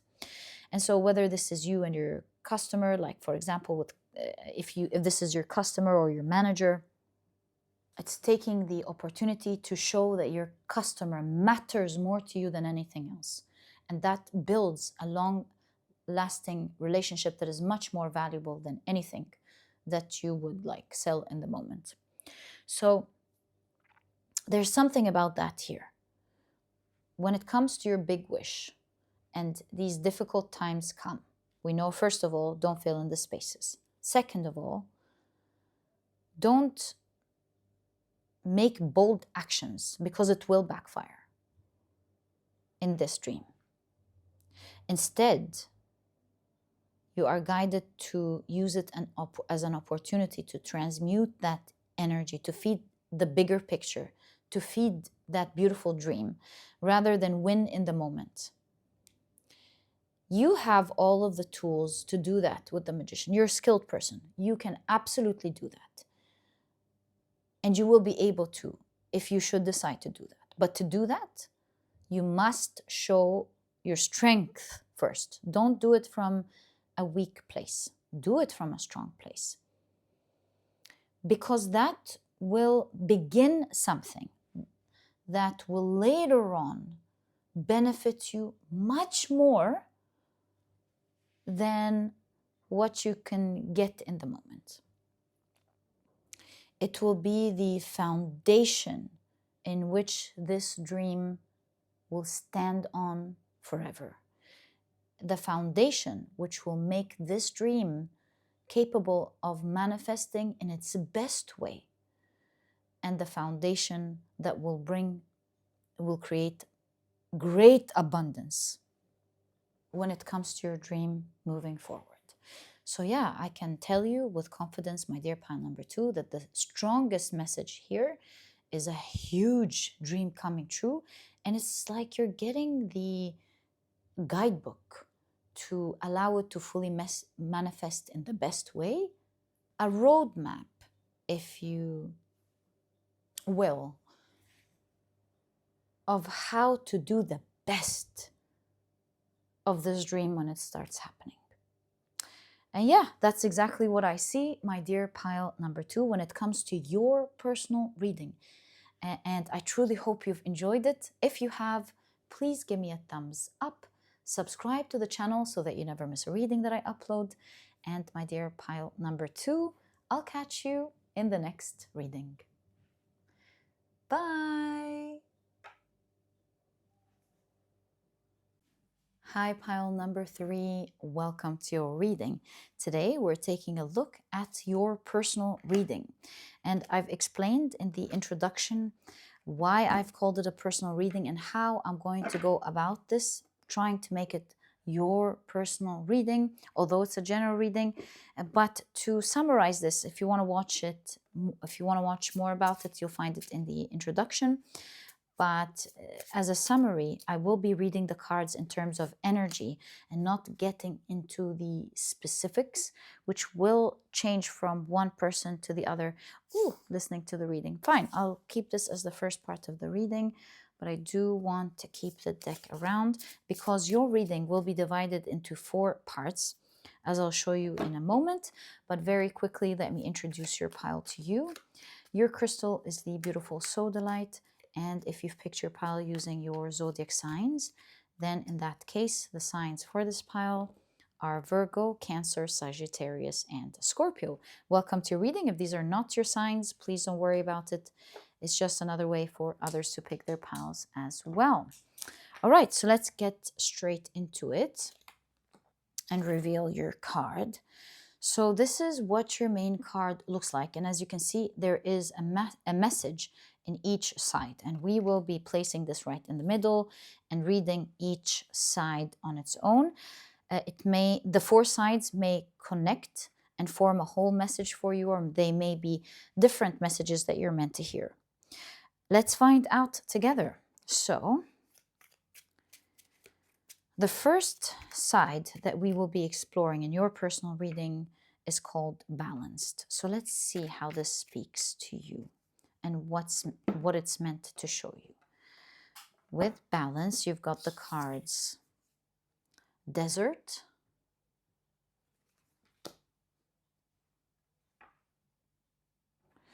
this one's sliding out. You've got Saturn in Scorpio with Inheritance.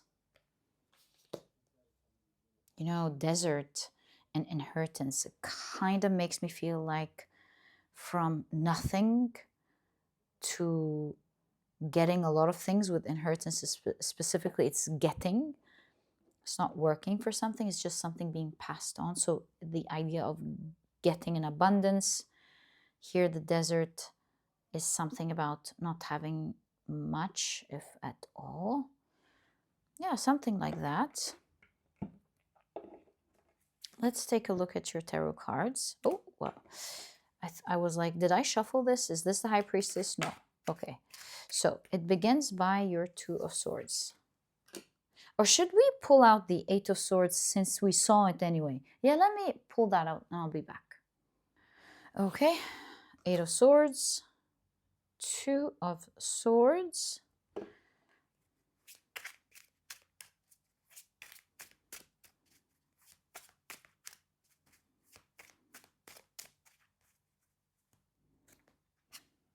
The 3 of Pentacles. The Ace of Wands. As well as the Knight of Swords. Right. What are we seeing here?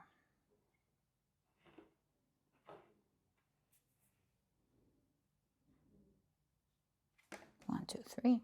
1, 2, 3. This is the center of the reading.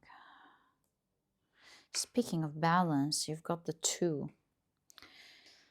And it looks like we're dealing with 2 energies. Both of them you can't see. And since we're talking about balance, this message is divided into one side of something and on the other side of something.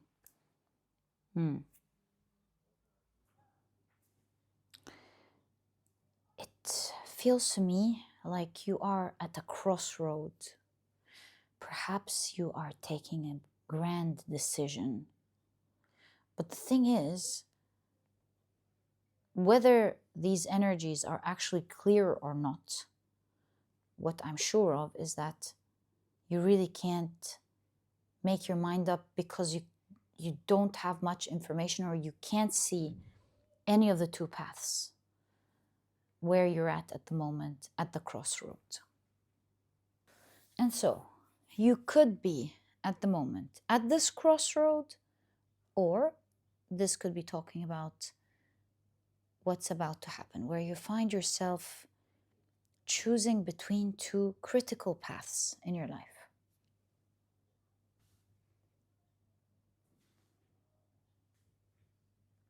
But just because you lack the insight or you can't see means that you lack the vision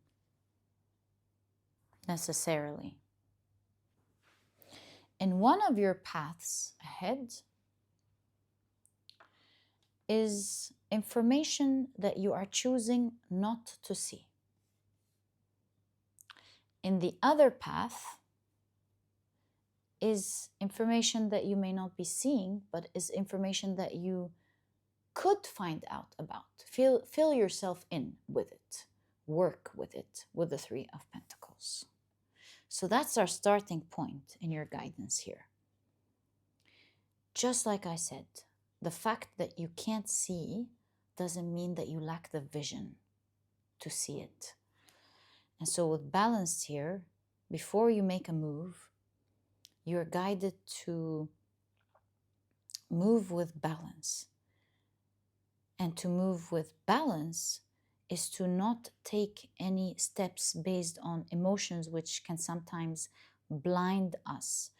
It can fuel limiting beliefs. See, that's why we've got the water and the Eight of Swords. Sometimes it is our emotions that feed into the limiting beliefs. And so, when it comes to the two paths, and when you find yourself at the crossroad, remember that very thing in your reading. One path you can't see through because you're not choosing to see something, and it looks like you're not choosing to see the lack of something with the desert here. And in the other path, while it's true that you can't see, but it's definitely something that you can dig into and find more information about. So that's the first message we're establishing in your personal reading. And to make a great choice ahead, you must make it when you're in great balance. That will happen by looking into the matter properly. On the right side of your message, you can see that on the path that you will find that by researching and asking others, asking experts, that path in which you can dig into and find information, the more information you find, the more empowered you will be to take quick and the necessary action needed while being absolutely informed, and you'll find yourself so sure with the Knight of Swords. One of the keywords about the Knight of Swords, one of the characteristics about this archetype is that the Knight of Swords is so sure about where they're going because they so believe in the direction that they're going towards. And so in one of the paths, once you find out more information, it will empower you to take the necessary action when it comes to that side. On the other side, should you choose, of course, to take that direction, it's all based on your choice. But if you choose to take the right action, you will take swift action towards the right direction, whether this direction is towards it or against it, right? So that's what I mean here. Here, in the side where you are, it seems you're choosing not to look at this information. This is why it feels like you don't know what to do. In the side where you'll find yourself saying, oh, I mean, I'm looking and I really am oblivious to what to do. Here, this is saying that it has to do with some lack or some loss that you're afraid of. You're afraid of lack, or you're afraid because you feel you have lack. Your mind is so afraid to maybe consider this option or consider something about this option. And thus, instead of looking at the information and at the lack, you are thinking in this direction that there's nothing to look at. You really don't know what it's about, because it seems here like you're afraid of taking that initiative, going towards this direction. You're not maybe considering it or thinking about the details of it. In any case, without me getting into details, this is a side that you don't understand because it needs more digging about your thoughts towards it and what you're afraid of losing, or of what you're afraid that you don't have. This side has an ultimatum about it. Oh no. This crossroad, this side can't give me anything. It's a desert. This can't happen. And so you're not really looking into it. This side can't happen because it's a desert. And in deserts, you can't plant anything. The plants will die. But then you have cacti, right? And so there's a form of ultimatum here, or like a decision that you've already taken before the main decision has been taken because of a limiting belief. Is it really true that no plant can be planted in the desert? Sometimes a correction can make all the difference. A little correction, even if mostly it's true, can make all the difference in the world. No, some plants can live in that harsh weather. And interestingly so, looking at the details of that ultimatum, especially in a decision, can make all the difference when it comes to the decisions you're making ahead at this crossroad. Because with inheritance here, it looks like something could look like it's not giving, but can give you so much. And while this reading is not guiding you to take one decision over the other, it is, however, inviting you, oh, look, make decisions. I didn't even see that. Make decisions. Wow. All right. So while it's not pushing you to make one decision over the other, this reading is guiding you in how to look into things to make the best decision for yourself. So let's say, for example, just an example to translate the energy and make it make sense.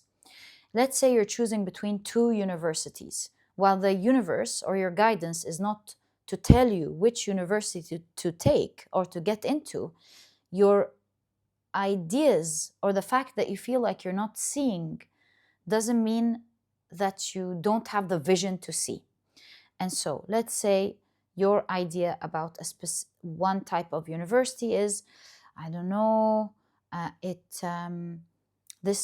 can't make up my mind because this university is very affordable, But I don't know, I think since it's in that location, or maybe it's not as good as this one, then this university does not give good education at all, okay? But it's what I can afford. While this university is quite expensive. I don't think I can get into this university with the money that I have. And so I really don't know what to do.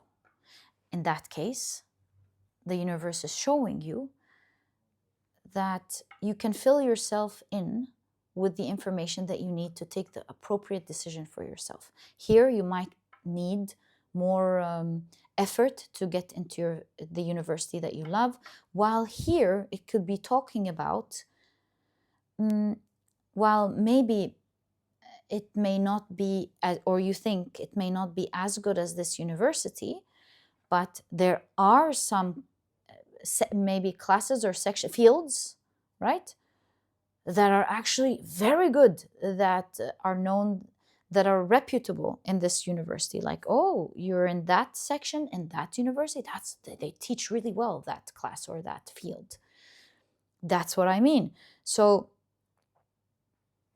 and maybe you just made your mind up here and you're not looking, and in that case your guidance is saying there's an ultimatum here, and perhaps because of the way you feel about this university, you're not allowing yourself to look into these classes. You might just find one of the good classes there is in the field that you like. So have a look, before you make up your mind in that way that this is a very bad path. Look, don't put any ultimatums, and you might find that this university can serve you in both ways, where you get to learn very well in the field, in a field that you really love. And in the very beginning, this university is affordable, maybe even for free, right?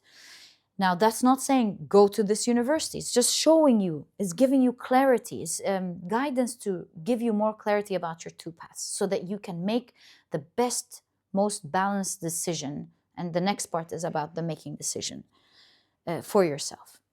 Now, when it comes to this university, it's expensive. But does it mean that you can't do it? Looking into things could mean that you can ask other colleagues who are able to afford it. Hey, what did you guys do? Oh, yeah, we have a second job there. We can ask for discounts. We did this. We took the loan like this. We pay it off in this way. We do this, we do that. And then you find people in similar situations, and you can even ask the university, hey, this is what I can afford. Is there any payments? Is there any discounts that you can help me with? Yeah, of course,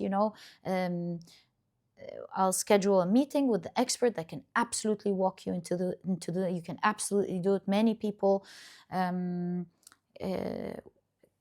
felt that they couldn't afford it, but with our assistance, they were absolutely able to do that. They work as TAs, they do this, they do that.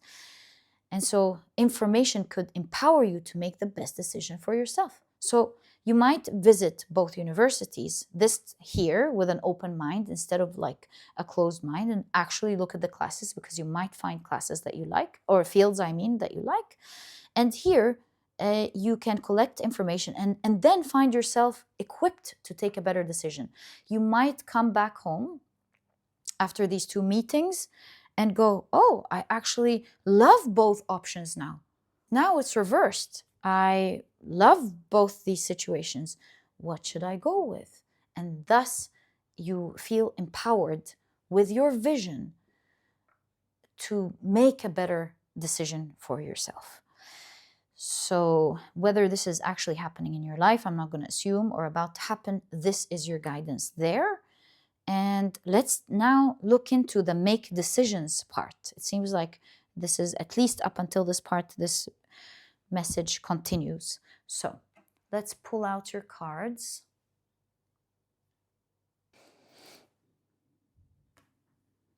You've got Venus in Sagittarius with flirtation. That's the 9th house, philosophies and life.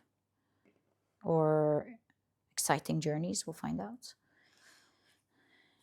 And then you've got molting.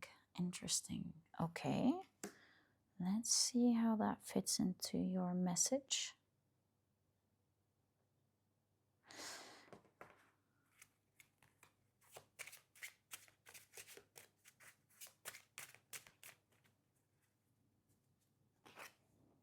The Ten of Wands.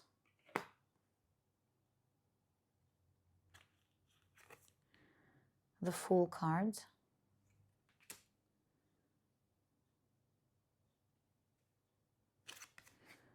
The Queen of Swords,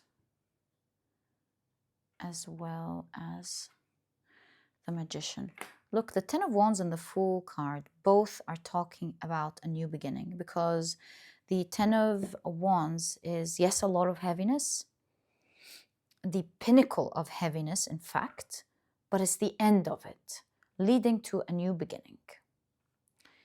So, what could this be saying with make decisions?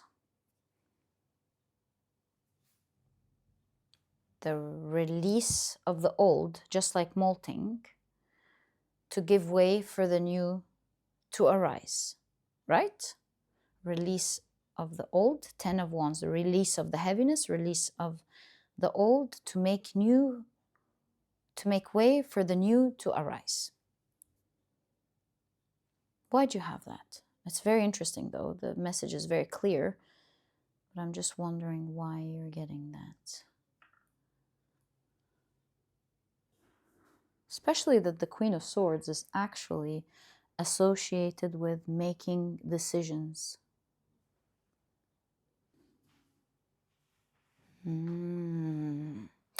I think I'm getting it. This is not just any crossroad. This is the shedding away of the old.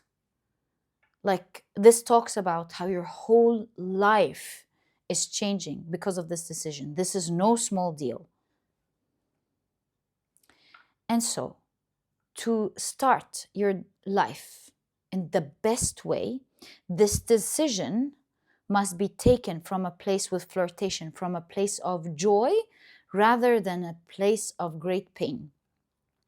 And so don't be tempted to take a decision just to release the pain off of you, or the stress off of you, or just to go, I want to get this done with. Don't rush, is what I'm seeing here. Because this will determine your whole life moving forward. And you might look back and regret that you rushed into this. And knowing better later on, you could have said, I wish I did it like that and didn't rush. And so there's something about how emotions can be the pressure to deciding your whole life for you. And so, first step, as you can see, is to gather as much information as possible and to look at something that you're deciding, you've made an ultimatum towards, when it comes to decisions, of course. Second step is to take it from a place of joy. Remember when we said picking out information will make you more comfortable. And this is what we're seeing here with the 9th house, life philosophy, Sagittarius.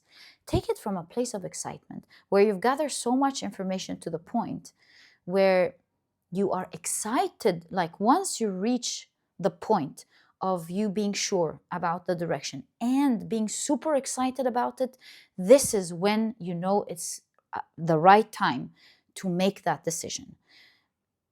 Because from this place, this is where the magic and the creation shall happen properly. This is when you know that you've properly followed the guidance that you are getting today. In fact, if I just look ahead very quickly, I'm seeing relaxed, very aware, taking that decision from a place of a great awareness and relaxed and having fun. This is when you know you are going to be very happy and thank yourself for taking such a great decision in your life like that. This is when you know that you've put yourself in the right place. This is where you will actually have a wonderful life ahead moving forward. It's like, move ahead. You've just picked the right decision for yourself. And again, the right decision doesn't have to do with one thing or the other, but it's the right decision for your path, the one that will have the most magic and things working at ease for you and just happening easily, because it's the path of the least resistance. While the universe doesn't want you to choose a path, choosing the shortest, least resistant path is always the best way to go. Not necessarily the one you should take. This is all up to you. All paths lead to Rome at the end of the day. You're going to grow and transcend, whether now or even in the or later, like later could be even lifetimes ahead. But eventually there's transcendence. There eventually all paths lead to Rome, so nothing to worry about. But it seems to me like this is the path of least resistance. It's the path where you will experience the most magic, where you will just have an inner knowing and conviction that you know you've taken the right path for yourself. It's the path that will make you the most excited. But without the information, it's like you'll be walking into this path blindly. You might just be lucky and choose the right path for yourself, and it will be the path of least resistance. It's the right path for you for one reason or the other. Or you might just take the risk of getting yourself in the longer path. Maybe that's what you want. This is why nobody's choosing here except you. But why make that gamble? Instead, you're really guided to take it when you reach the point of excitement, and then you will know that, oh my God, I've reached the right decision. Okay, so that's what I'm seeing here. Let's now take a look at the third part of your reading. And the key word here is relaxed. Right. So you've got Venus in Virgo with discrimination. 6th house. You've got meadow. Wow. Wow, wow. I mean, the background here looks beautiful, doesn't it?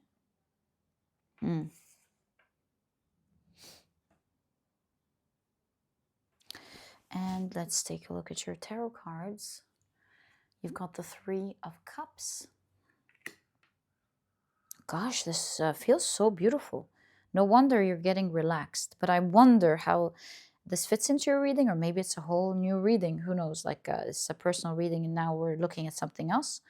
I'm just going to keep an open mind to see. But so far, these two are at least connected for sure.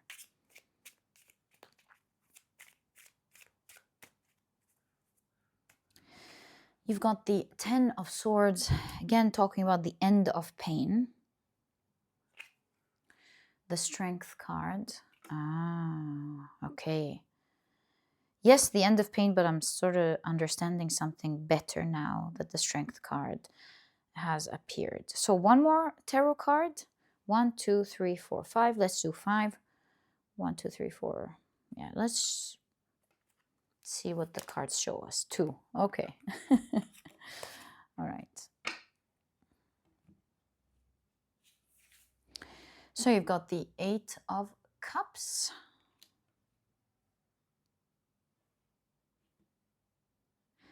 And you've got the 3 of Swords. Right. Keeps changing. Now I really need to think about it. There's pain here. 3 of Swords and the 10 of Swords. Gosh, this is a lot of pain actually. Walking away, leaving the pain. You've got meadow here. What are we seeing? relaxed. 1, 2, 3. 1, 2, 3. Yes, this does center your reading. Okay.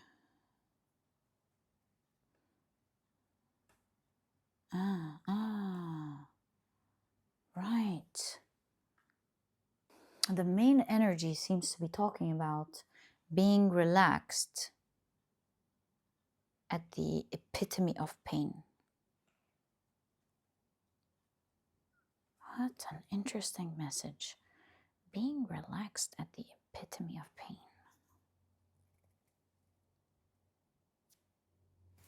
Meadow.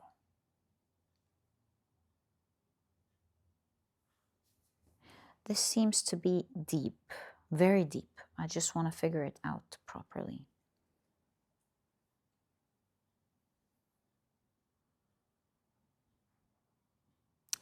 I'm gonna go for a walk reflecting this and I'll be back.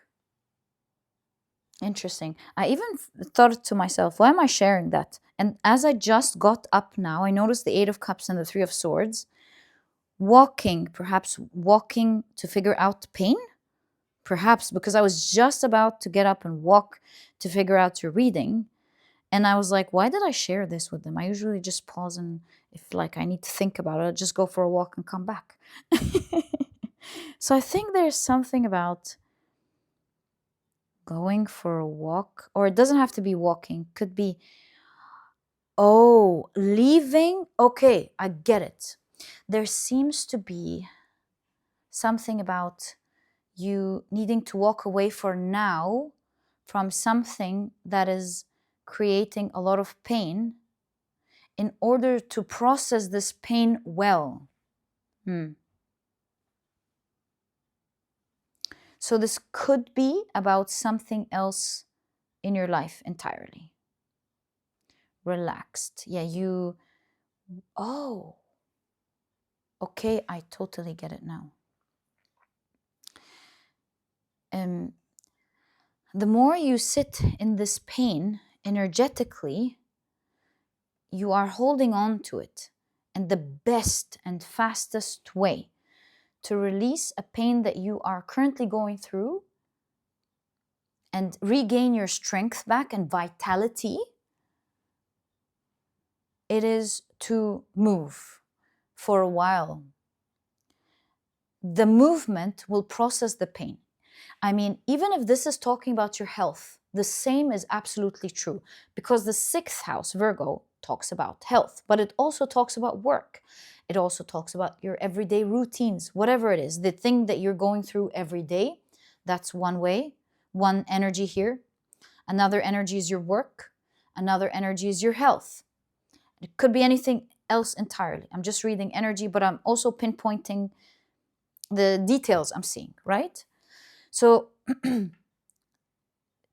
to deal with that thing in your life that is causing the biggest pain at the moment, you're guided to work with its opposite energy, and that's being relaxed. How to reach relaxation when there's a lot of pain?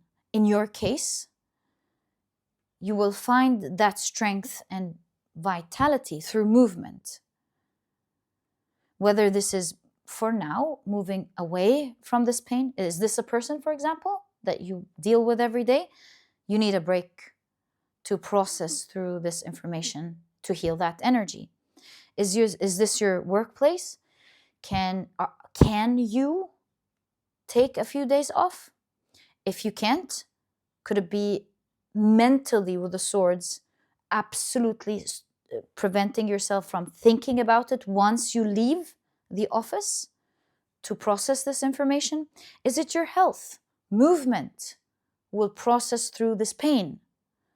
So I can go on and on with examples, but reading the energy, you sort of see what I'm saying now. Movement, or to walk away from this, will bring you vitality and the health.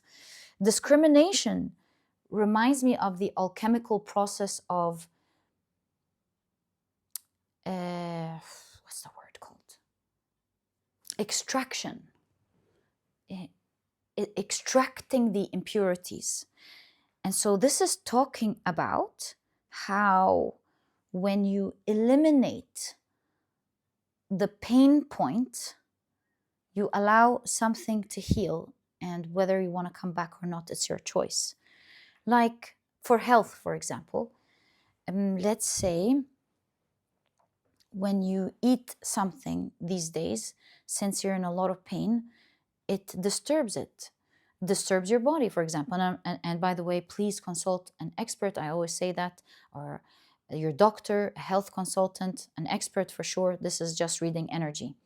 Yeah, this is not actual advice. But there's something here in the cards about, let's say, for example, I don't know, strawberries are healthy, ginger is healthy, but now it's not, because it, for example, increases the inflammation at the moment. And so to take it out, to walk away from it, gives your body the time to heal, and then you can always take it back. Do you see what I'm trying to say? There's taking yourself out or something out, your body out, or taking something that you consume out, allows for the body to heal, to abandon something or to move, to walk away from it, depending on how this reading translates to you personally. Will allow you to feel relaxed, happy, will allow things to work for you, will allow you to heal. You know, the cups could be representing the vessel, the body, will allow the different maybe organs to work together. The movement or the taking something out will allow the organs to work better together, you know, or this could even be blood flow, because red blood cells, white blood cells, I don't know, nutrients in the body, or fats, I don't know, fats, whatever. I'm not an expert, but it could be the movement of blood flow. If this is your body, if this is a painful point, then the threes talk about a completion. To form a shape, the minimum number is 3. So we see an initial completion. Yeah. All I can tell you here clearly is that your pain point at the moment needs to have a break with relaxed. Through elimination, movement, or walking away from something for a while to allow it to heal, regain strength and vitality.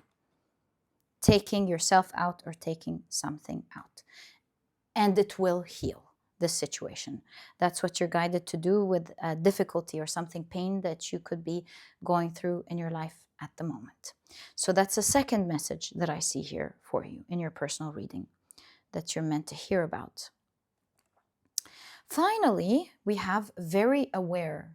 Let's take a look at what this is saying. So you've got Venus in Libra with indecision.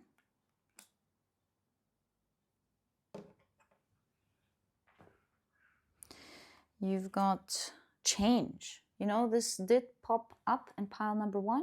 So if you're drawn to pile number 1, I highly recommend it. So you've got change. There's an emphasis on pile number 1 today, even in the pick a pile part of the introduction where Spirit picks the pile. It was also 1, if I remember correctly. Yes. So yeah, there's something about pile 1 here. If you're drawn to it, I highly recommend it. But look at that, 7, 8, 9. Just notice that as well. 10. 7, 8, 9, 10. And that forms the square. 7, 8, 9, 10. Okay. There is change, a completion maybe, or something. Very aware. So you've got the moon card.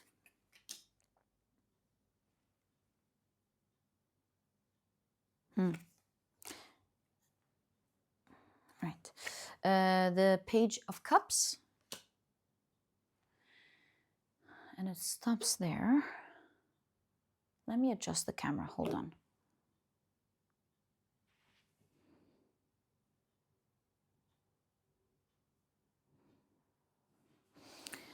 Okay, and you've got the Four of Wands. So what are we seeing here?